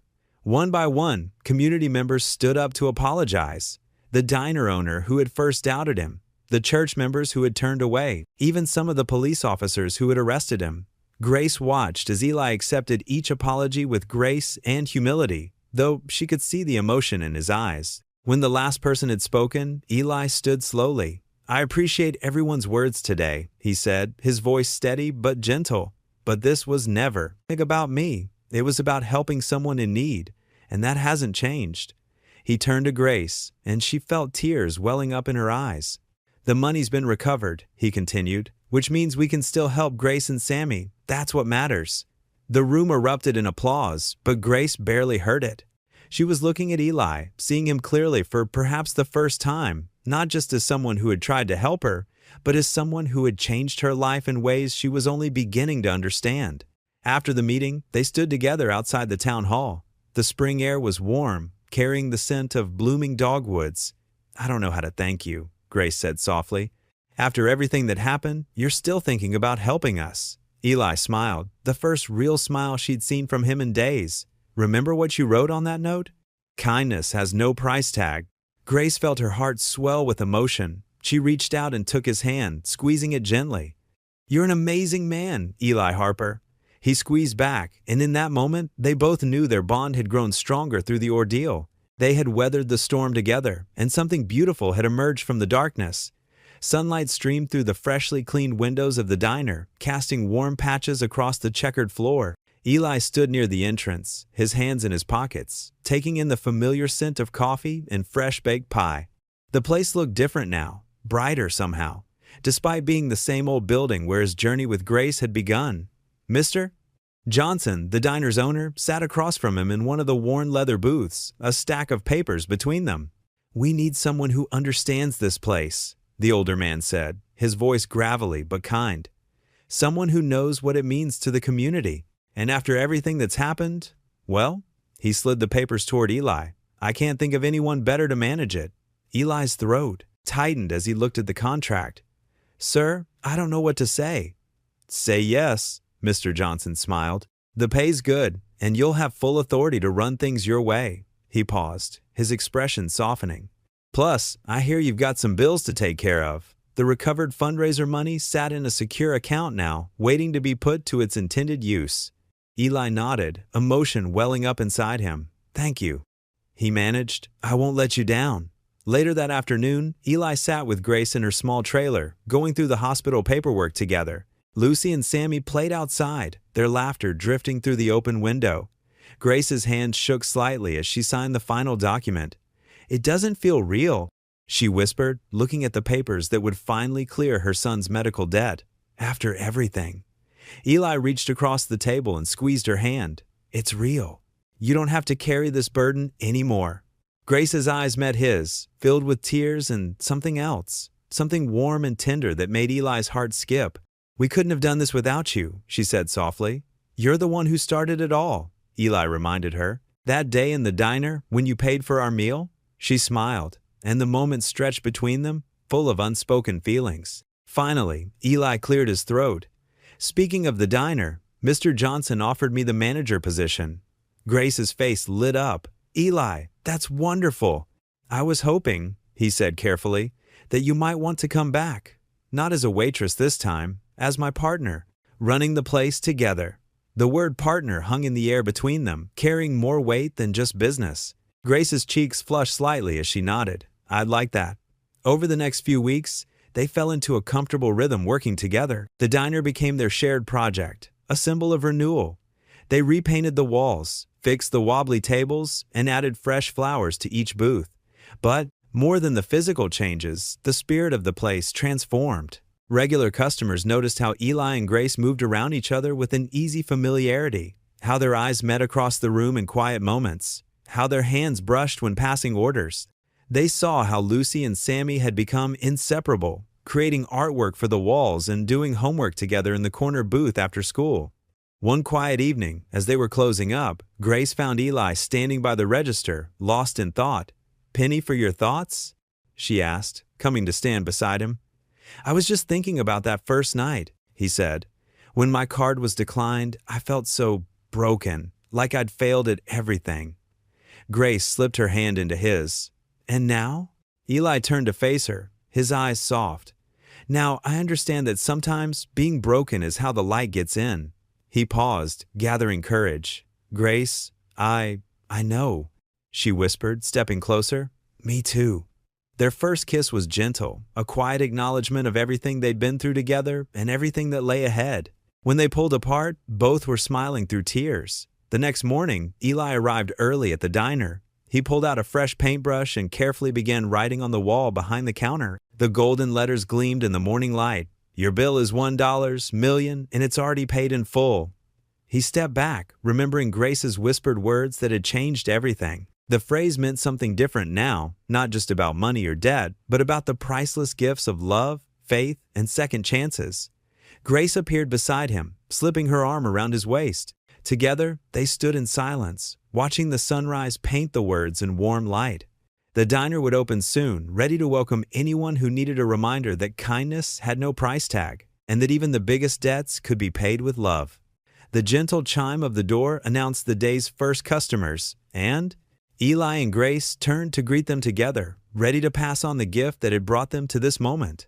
The setting sun painted the sky in brilliant shades of orange and pink as Eli Harper stood outside the diner, his eyes fixed on the horizon. The evening breeze carried the scent of magnolia blossoms, and somewhere in the distance, a church bell chimed. He closed his eyes, letting the peaceful moment wash over him. For the first time in what felt like forever, his shoulders weren't heavy with worry. The worn sign above the diner creaked gently in the wind. Soon, they'd replace it with a new one reading Grace's Table. But for now, it remained a reminder of where everything had started. Eli smiled, remembering that first night when his debit card was declined, and how that moment of shame had transformed into something beautiful. He thought back to those dark days after losing his wife, when every morning felt like climbing a mountain with Lucy depending on him to make it to the top. The endless shifts, the tight budgets, the forced smiles when Lucy asked for things he couldn't afford. And then there was Grace, appearing like an angel in a worn waitress uniform, whispering those words that would change everything. "Your bill is $1 million, sir, but it's already paid in full." The memory brought warmth to his chest. Who could have known that a simple act of kindness would spiral into such a profound journey? He remembered the shock of finding Grace's hospital bill in his mailbox, the determination that had filled him despite his own empty pockets. The community rallying together, the fundraiser that seemed to answer all their prayers, and then the bitter betrayal that followed. Eli's hand unconsciously moved to his chest, where the weight of those accusations had once sat like a stone. The arrest, Lucy's frightened face as they led him away, the cold cement walls of the holding cell, it all felt like a distant nightmare now. But even in those darkest moments, Grace had never given up on him. She'd fought to prove his innocence, just as he had fought to help her when she needed it most. A gentle rustling beside him drew his attention. Grace stood there, her hand holding Sammy's, both of them bathed in the golden light of sunset. Sammy looked stronger now, his cheeks fuller, his eyes brighter. The treatments were working, and though they still had a long road ahead, hope had replaced fear in their lives. "Penny, for your thoughts?" Grace asked, her voice soft and warm like honey. Eli shook his head, smiling. "Just thinking about $1 million bills and guardian angels in aprons?" Grace laughed, the sound carrying on the evening breeze. Sammy looked between them, grinning. He understood more than they gave him credit for, the way love could heal, how kindness could multiply, how faith could move mountains. "The evening rush will be starting soon," Grace said, squeezing Sammy's hand. "Ready to head back in?" Eli nodded, taking one last look at the sunset. The diner behind them hummed with activity. The clink of dishes, the murmur of voices, the smell of fresh coffee. It wasn't just a restaurant anymore. It had become a sanctuary of second chances, a place where broken people could find healing. Together, they walked toward the entrance. The bell above the door chimed as they stepped inside, welcomed by the warmth and light. The walls that had once witnessed his humiliation now held stories of redemption. The counter where Grace had first shown him kindness now served as a gathering place for others in need. Lucy sat at their usual booth, homework spread across the table, her tongue stuck out in concentration as she worked on her math problems. She looked up as they entered, her face breaking into a wide smile that reminded Eli so much of her mother. She had grown stronger through all of this too, learning lessons about faith and perseverance that most children her age never had to face. The evening light filtered through the windows, casting long shadows across the checkered floor. Eli felt Grace's hand slip into his, a gentle reminder that he wasn't alone anymore. They had all been through the fire and come out stronger, not just survivors, but healers, each carrying their own scars, yet choosing to believe in the power of love and second chances. Sammy tugged at their hands, eager to join Lucy at the booth. His energy was returning day by day, and with it, the simple joy of being a kid again. The worried crease that had lived between Grace's brows for so long had finally begun to fade, replaced by laugh lines that spoke of newfound happiness. They stood there for a moment, taking in the scene before them. The future still held uncertainties. Medical bills would need to be paid, challenges would arise, and life would continue to test their faith. But something fundamental had changed. The burden of facing it alone had lifted, replaced by the strength they found in each other. The diner buzzed with life around them, a testament to the power of community and compassion. Regular customers nodded in greeting, each one having played their part in the story that had unfolded here. The walls seemed to hold echoes of prayers answered and hearts healed, of kindness given and received. Morning sunlight streamed through the diner's clean windows, casting warm rectangles across the checkered floor. Eli wiped the counter, admiring how the chrome fixtures gleamed. The place had come alive beyond his imagination. The worn booths were reupholstered, walls freshly painted, but the real change was the spirit. Grace emerged from the kitchen, apron dusted with flour, face glowing. "Morning bread's almost done," she said, sliding beside him. "Mrs. Henderson's bringing her church group for breakfast." Eli smiled. "Third church group this week? We might need reservations." Who would have thought? Grace leaned against the counter. "Remember when this place was dead quiet? The diner had become more than a restaurant. Every surface held memories. The booth where they'd met, the register where his card was declined, the wall where he'd written those life-changing words. Your bill is $1 million, and it's already paid in full. Through the window, Sammy sat at an outdoor table, healthy and bright, helping Lucy with homework. His recovery was miraculous. The foundation approved 3 more families yesterday, Grace said softly. The Matthews little girl starts treatments next week. Eli squeezed her hand. The paid-in-full foundation had started small but grown beyond their dreams. Local businesses joined in, matching donations. One act of kindness had rippled across their community. "I've been thinking," Eli said. "What if we expanded the free meal program, weekly instead of monthly? Elderly folks need community, not just food." Grace's eyes lit up. "Sunday supper club? Get high school students to help serve?" "Exactly." Eli grabbed a notepad, jotting ideas. "Coordinate with churches, set up transportation for folks who can't drive. And music, Mr. Johnson could play piano. He's been looking for somewhere to perform." They brainstormed excitedly as the breakfast rush began. Regular customers entered, greeted by name, their orders already being prepared. Mrs. Peterson settled into her window booth. "You've done something special here," she called out. "This isn't just a diner anymore. It's home." Lucy bounded in, Sammy following. She clutched a paper, vibrating with excitement. "Daddy, Grace, look what I made." She spread her drawing on the corner booth table. Eli and Grace peered over her shoulder at the colorful artwork. She'd drawn the diner glowing with warmth, surrounded by people of all ages. Hearts floated overhead, and across the top she'd written, "Our family." "See?" Lucy pointed to figures. "That's us, Mrs. Peterson, the Sunday Supper Club, and Sammy teaching kids chess." Eli's throat tightened. He wrapped his arm around her shoulders. "It's beautiful, sweetheart," Lucy beamed. "We're not just a family anymore, Daddy. We're a team." She gestured to include Grace and Sammy. Grace wiped her eyes. The kitchen timer announced the bread was done, but the feeling lingered. That profound sense of belonging. "I'll help with the bread," Sammy offered, following Grace. His steps were strong, so different from his hospital days. Eli watched them go, then turned to Lucy, adding details to her drawing. The morning sun caught her hair, reminding him of her mother. Where that thought once brought pain, now it carried gentle warmth. She would be proud. "Can we hang it on the wall?" Lucy asked, "right next to your sign?" "Of course," Eli replied, already thinking about the perfect frame.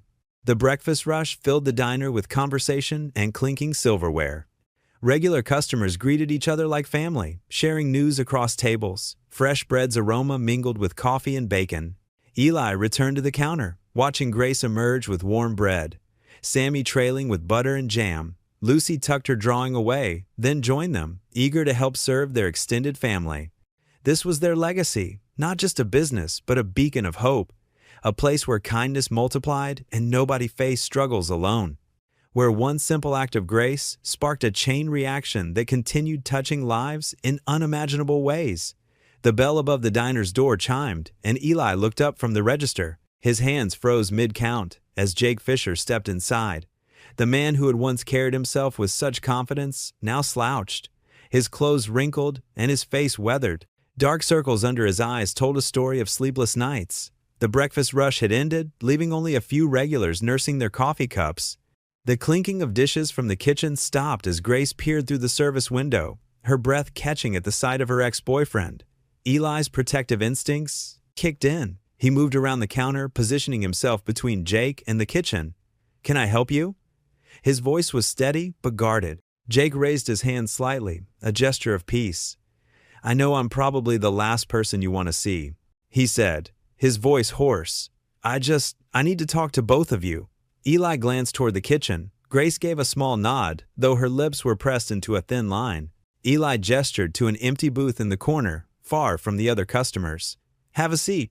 Jake slid into the booth, his shoulders hunched. He looked smaller somehow, diminished. The swagger that had once defined him was gone, replaced by something that looked a lot like shame. Grace emerged from the kitchen, wiping her hands on her apron. She stood beside Eli, maintaining a careful distance from Jake. "Why are you here?" she asked, her tone measured. "I've been trying to make things right," Jake began, his fingers fidgeting with a paper napkin.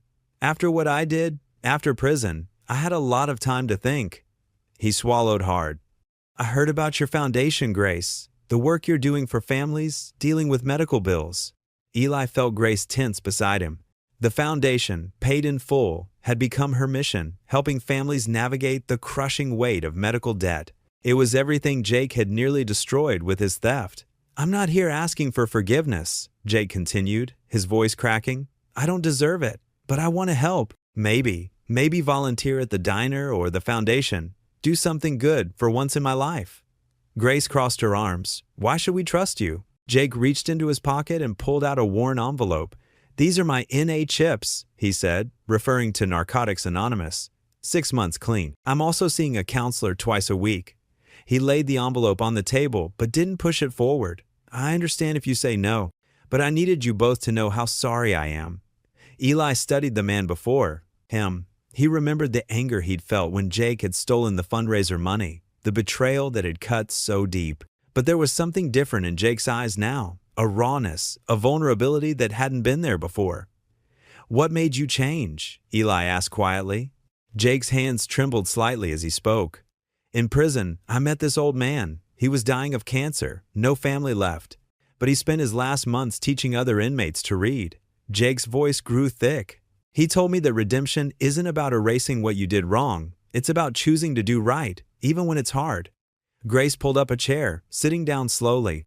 "And you think helping at the diner will redeem you?" "No," Jake shook his head. "I know it won't erase what I did, but maybe it's a start." The three sat in silence for a moment, the usual diner sounds fading into the background. Through the window, morning sunlight cast long shadows across their table, like bars that separated their past from whatever future lay ahead. Finally, Grace spoke. "You can volunteer 2 hours a week to start. But you'll be washing dishes and you won't handle any money." Her voice was firm. "One wrong move and you're done." Relief flooded Jake's face. "Thank you," he whispered. "I won't let you down. Not this time." Eli stood up, extending his hand toward Jake. It was a simple gesture, but it carried the weight of possibility, the chance for change, for redemption. Jake stared at the offered hand for a moment before taking it, his grip firm but humble. As Jake rose to leave, a tear slipped down his cheek. He quickly wiped it away, nodding to both of them before turning toward the door. The bell chimed again as he stepped out into the morning light, his shoulders straighter than when he'd entered, carrying the gift of a second chance. Grace moved closer to Eli, their shoulders touching.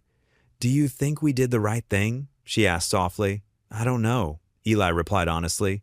"But I remember what it's like to need a second chance." They watched through the window as Jake walked away, his figure growing smaller against the backdrop of their small town. The diner hummed back to life around them, coffee brewing, plates clinking, regulars chatting, a reminder that life moved forward, even after the hardest moments.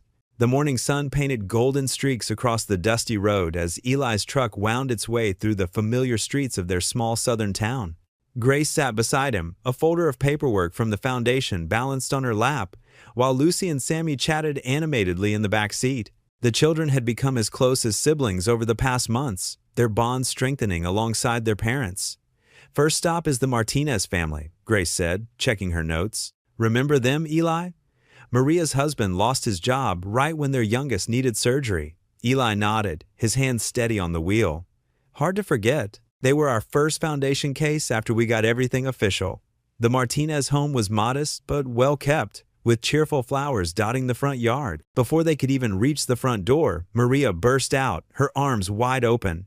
"Mi familia," she called out, embracing first Grace, then Eli. Her eyes were bright with tears. "Look at you all. Come in, come in."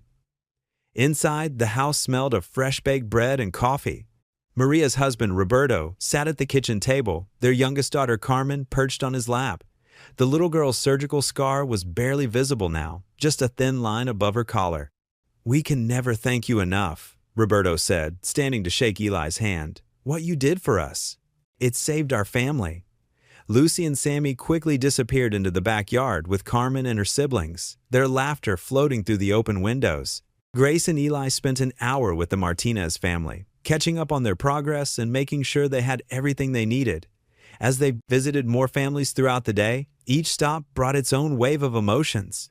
The Wilsons, whose grandmother needed emergency heart surgery, the Johnson twins, who'd both required physical therapy after a car accident, the elderly Mr. Peterson, who'd lost his wife and needed help with medical bills. At each home, they were welcomed like family. Children ran to hug Lucy and Sammy, parents shared proud updates about their recovery, and every single person had a story about how the foundation had changed their lives. During a quiet moment between visits, Grace reached over and squeezed Eli's hand. "Can you believe all this?" she asked softly. "Sometimes I have to pinch myself to make sure it's real." Eli glanced at her, noting how the afternoon light caught the silver strands in her hair. "What do you mean?" "Just." Grace gestured at the folder in her lap, filled with success stories. "All of this? When I was at my lowest, working at the diner and drowning in Sammy's medical bills, I never could have imagined this, not in my wildest dreams." "Me neither," Eli admitted. "That day my card got declined. I thought it was rock bottom. Turns out it was just the beginning." "Funny how that works, isn't it?" Grace smiled. "One small act of kindness, that's all it took to start this whole thing rolling." "And it just keeps rolling," Eli added. "Every person we help ends up helping someone else. It's like dropping a pebble in a pond. The ripples just keep going." Their last visit of the day was to the Hendersons, an elderly couple who'd been among their first supporters.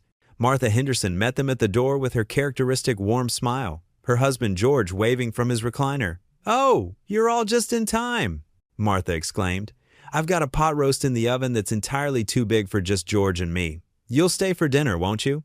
Before they could politely decline, George called out, "Don't you dare say no! Martha's been cooking all day, hoping you'd stop by." The Hendersons' small dining room was cramped with the 6 of them, but nobody minded. Martha's pot roast was tender and flavorful, served with mashed potatoes and green beans from their garden. Lucy helped pass the rolls, while Sammy insisted on refilling everyone's water glasses. "Remember when you first came to us about starting the foundation?" George asked, cutting into his roast. "Martha and I thought you were crazy, trying to help others when you both had your own struggles." Martha nodded, reaching for her husband's hand. "But that's exactly why it worked. You understood what people were going through. You knew what it was like to need help and be too proud to ask for it. The foundation's helped more than just the folks who needed medical care," George continued. "It's brought the whole town together, given us all something to believe in again." Eli looked around the table, at Lucy and Sammy giggling over some private joke, at Grace discussing recipe tips with Martha, at George's weathered face filled with contentment. This wasn't just about business or charity anymore. This was family, In the broadest, most beautiful sense of the word. The meal was simple, but every bite seemed filled with meaning. When Martha brought out a homemade apple pie for dessert, Sammy declared it was better than any medicine he'd ever taken, making everyone laugh. As they helped clear the dishes, Eli felt a deep sense of gratitude wash over him. The foundation might have started with a declined credit card and an act of kindness, but it had grown into something far more precious, a community bound together by love, support, and the simple belief that everyone deserves a second chance. The last rays of sunlight filtered through the diner's windows, casting long shadows across the checkered floor. The coffee maker hummed softly in the background as Eli wiped down the last of the tables, his movements slow and methodical. Grace sat at the counter, surrounded by papers and documents, her brow furrowed in concentration. "That's the last of them," Eli said, hanging the damp cloth on its hook. He pulled up a stool next to Grace, his shoulders relaxing as he settled in beside her. "What's on your mind?" "You've been staring at those papers all evening." Grace pushed a strand of hair behind her ear, a gesture Eli had come to recognize as a sign of her uncertainty. "I received an interesting call today," she began, sliding an official-looking letter toward him. "The National Medical Aid Foundation wants to partner with us. They want to take our program nationwide." Eli's eyes widened as he scanned the letter. The numbers made his head spin, funding that could help thousands of families, resources beyond anything they'd imagined when they'd started their small foundation. "This is incredible," he said softly, looking up at Grace. Her expression remained troubled. "But you don't seem too excited about it." Grace stood up and walked to the window, watching as the streetlights flickered on one by one. "It's an amazing opportunity," she admitted, "the kind that could help so many people." She turned back to face Eli. "But it would mean traveling, speaking at conferences, managing teams across the country. I'd have to leave the diner, and Sammy would have to switch schools." Eli joined her at the window, their reflections overlapping in the glass. "Whatever you decide, I'm here for you," he said, his voice gentle but firm. "You've built something beautiful here, Grace. If you want to share that with more people, I'll support you every step of the way." Grace leaned against him slightly, drawing comfort from his steady presence. "What about you, Eli? What do you want?" He chuckled softly, thinking about how different his life was now from just a year ago. "Honestly, I'm happy right here, running the diner, helping our neighbors, watching Lucy grow up."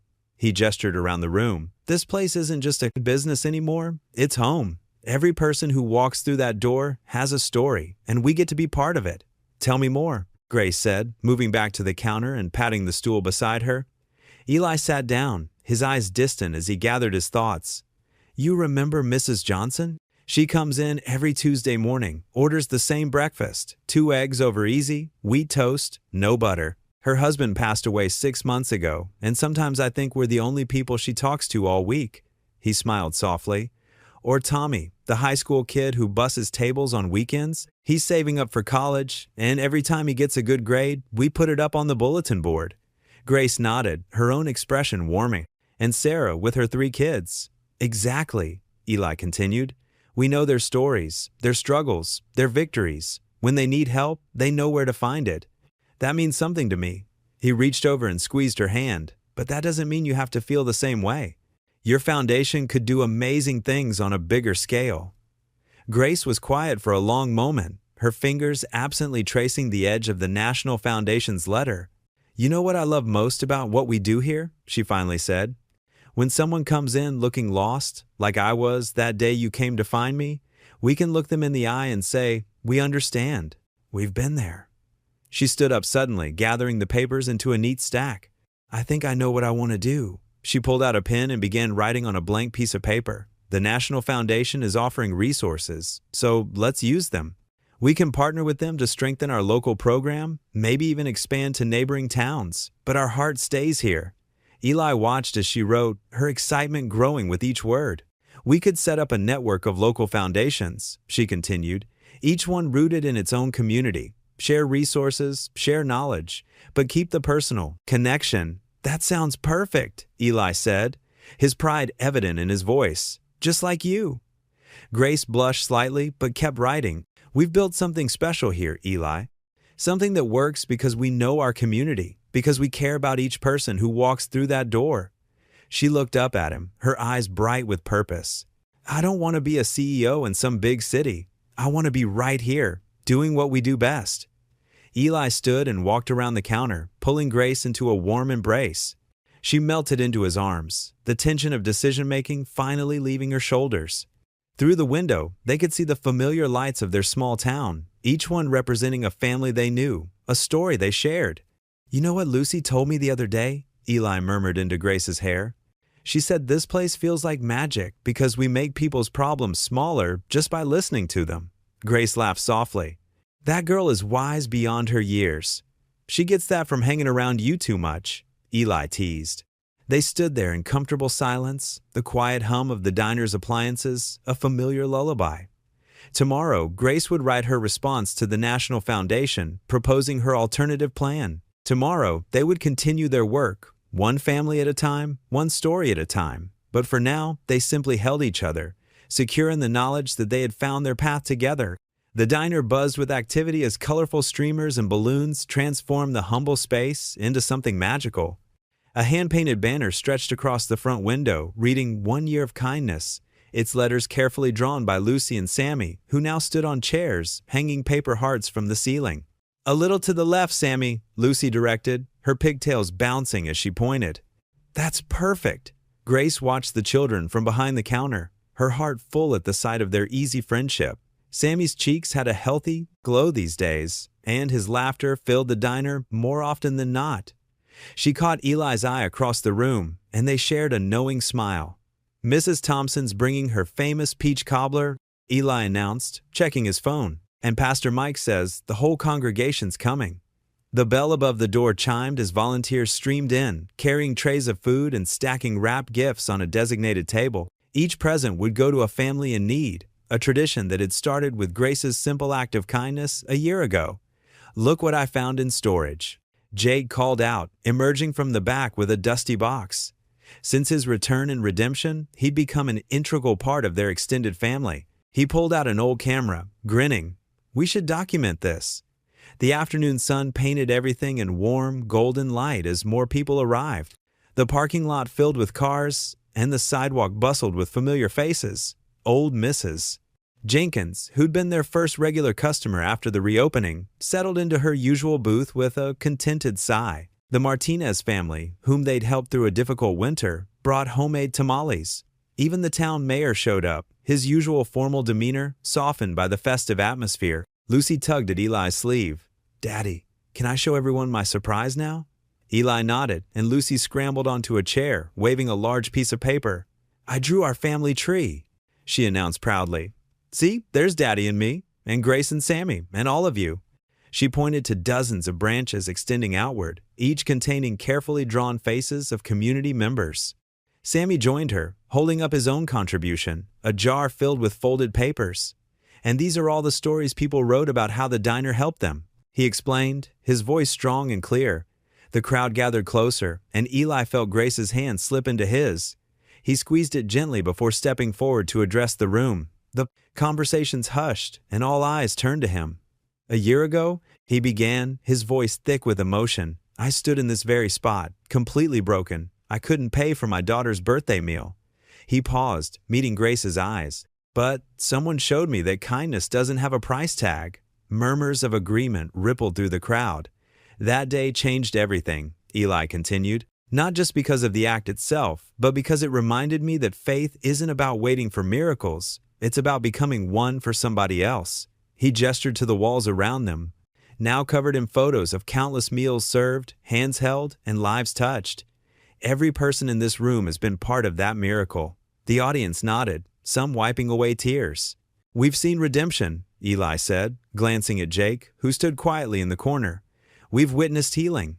He smiled at Sammy. "And we've learned that when we open our hearts to others, there's no such thing as a stranger anymore." Grace stepped forward then, standing beside him.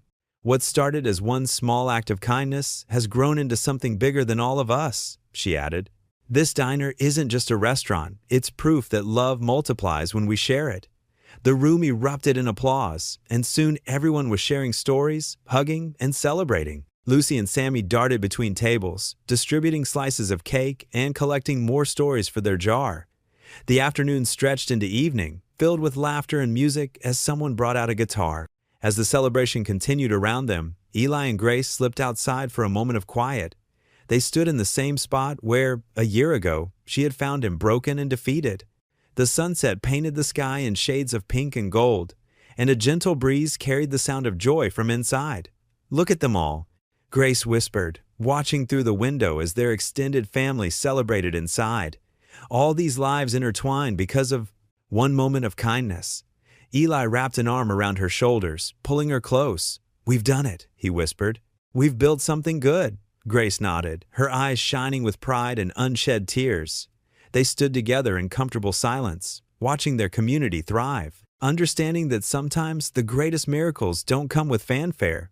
They build slowly, one act of kindness at a time, until suddenly you look around and realize your whole world has changed for the better. Inside, Lucy's laughter mingled with Sammy's, and the sound of their joy was sweeter than any music. The diner glowed like a beacon in the growing dusk, its windows warm with light, and its walls echoing with the sound of 100 conversations, 100 connections, 100 moments of grace. The autumn evening cast long shadows through the kitchen windows of Eli and Grace's home, painting warm stripes across their dinner table. The smell of fresh-baked cornbread and Grace's famous chicken stew filled the air, making the modest house feel even cozier than usual. Eli couldn't help but smile as he watched Lucy help Sammy set the table, their movements now comfortable and familiar after months of sharing meals together.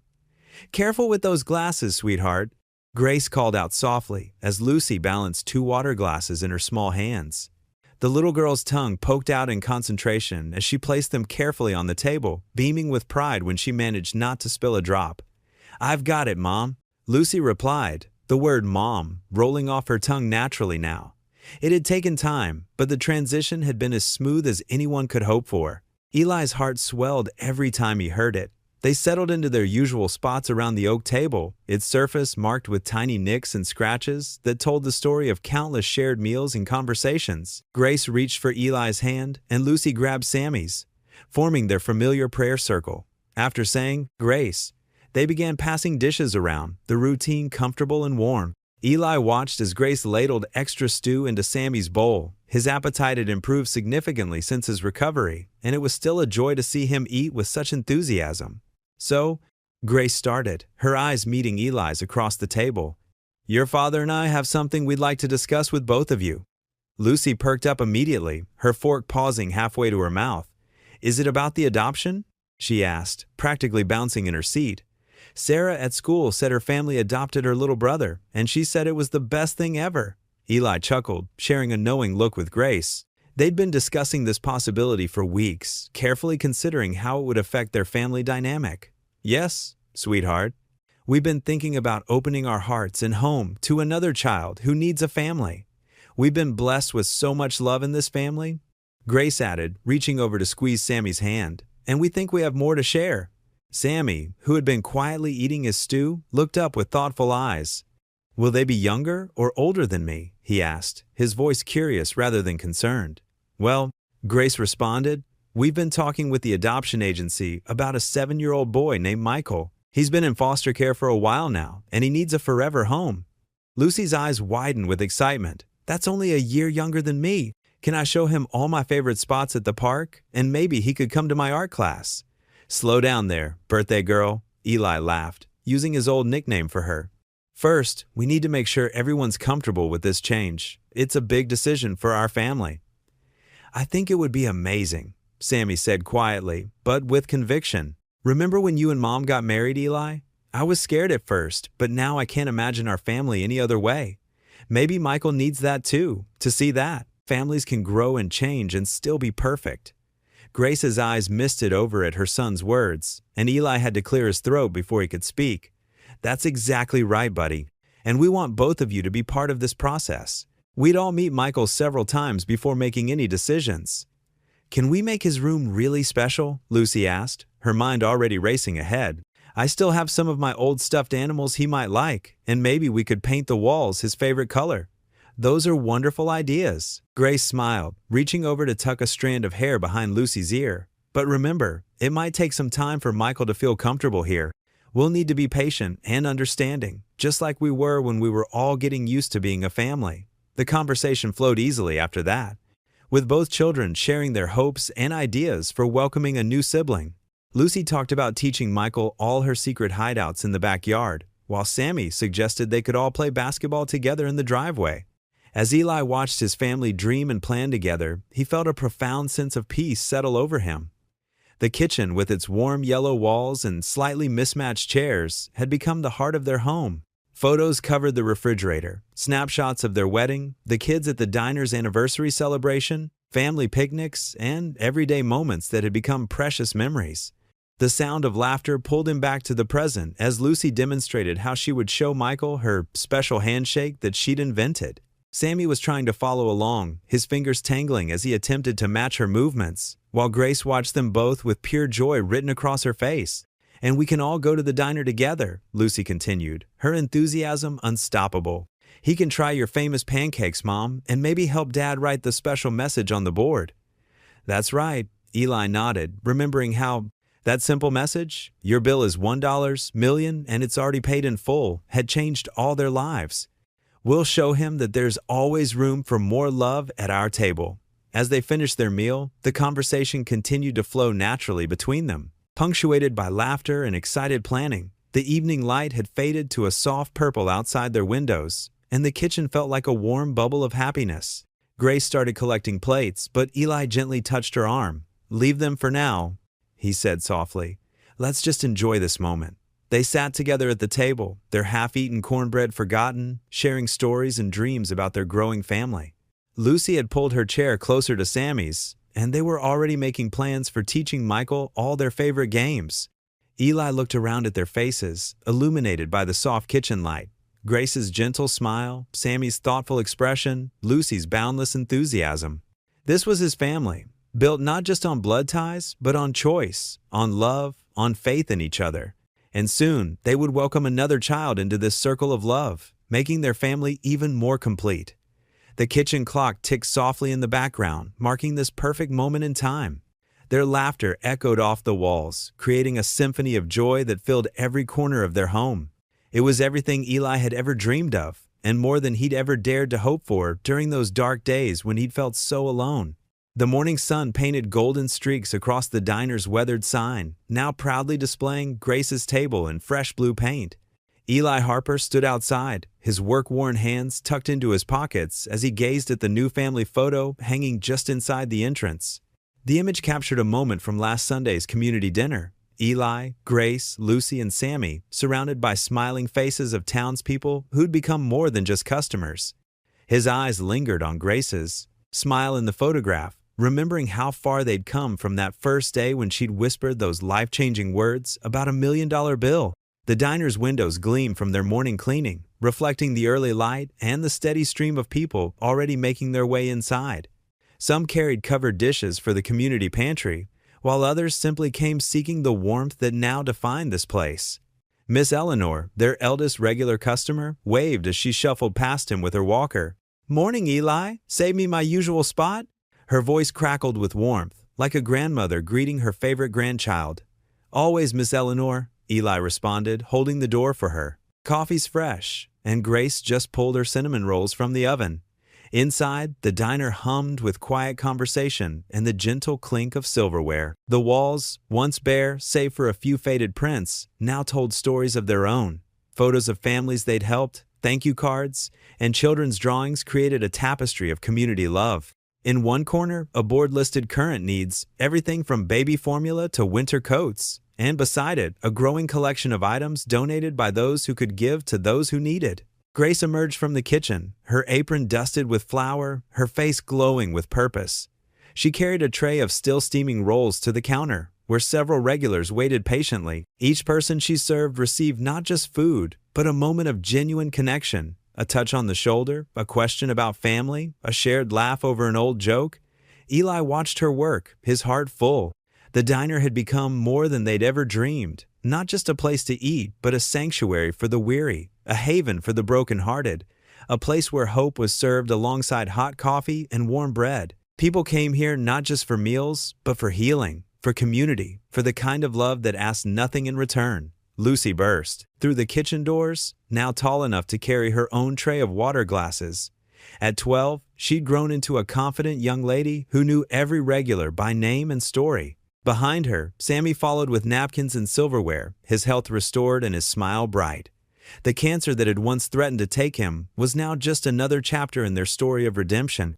Grace caught Eli's eye across the room, and they shared a moment of silent understanding.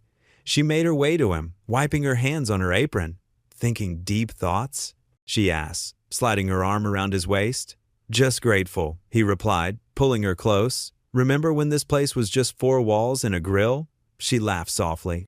"Now it's a little bit of heaven on earth." They watched as Lucy helped an elderly man to his usual booth, while Sammy rushed to hold the door for a young mother struggling with a stroller. The morning light streamed through the windows, catching the words Eli had painted on the wall years ago. "Your bill is $1 million, and it's already paid in full." Below it, dozens of sticky notes covered the wall, each bearing messages of gratitude and hope from people whose lives had been touched by the diner's ministry of love. "I never thought we'd be standing here like this," Grace murmured, leaning her head against his shoulder. "That day when I covered your bill, I was so broken myself. I didn't know I was helping build something bigger than both of us." "God knew," Eli said simply. "He knew what we all needed, not just a meal or money, but each other." They watched as their regular customers helped newcomers feel welcome, sharing stories and offering encouragement. The diner had become a place where strangers became family, where broken hearts found healing, where hope was restored, one cup of coffee at a time. Through the window, they could see members of their community arriving for another day. Some came to eat, others to serve, all part of the beautiful tapestry their lives had become. The sight of so many people, once strangers, now bound together by love and common purpose, filled Eli's heart with quiet joy. "Should we get back to work?" Grace asked, though she made no move to leave his side. "In a minute," Eli replied, savoring the moment. "Let's just watch for a bit longer." Lucy and Sammy joined them, forming a tight family circle. Lucy slipped her hand into Eli's, while Sammy pressed close to his mother's side. Together, they stood in comfortable silence, watching their extended family of customers and friends fill the diner with life and love. "This is what it's all about," Eli said softly, looking at Grace. "Giving and receiving love." Grace smiled, her eyes bright with happy tears. "Yes, it is." Hand in hand, surrounded by their children and the community they'd helped heal, they stepped back into the diner, ready to continue their work. The morning sun streamed through the windows, blessing another day of service, another chance to share the love that had transformed their lives. As they crossed the threshold, the bell above the door chimed softly, welcoming them home to the place where their story of redemption had begun, and where countless new stories of hope. What would you do if you were in their place? Comment your answer below, and let's see how you'd rewrite the ending. If you enjoyed the story of Eli Harper, I handpicked the next story that you will enjoy. Please don't miss this one. Click here to watch it.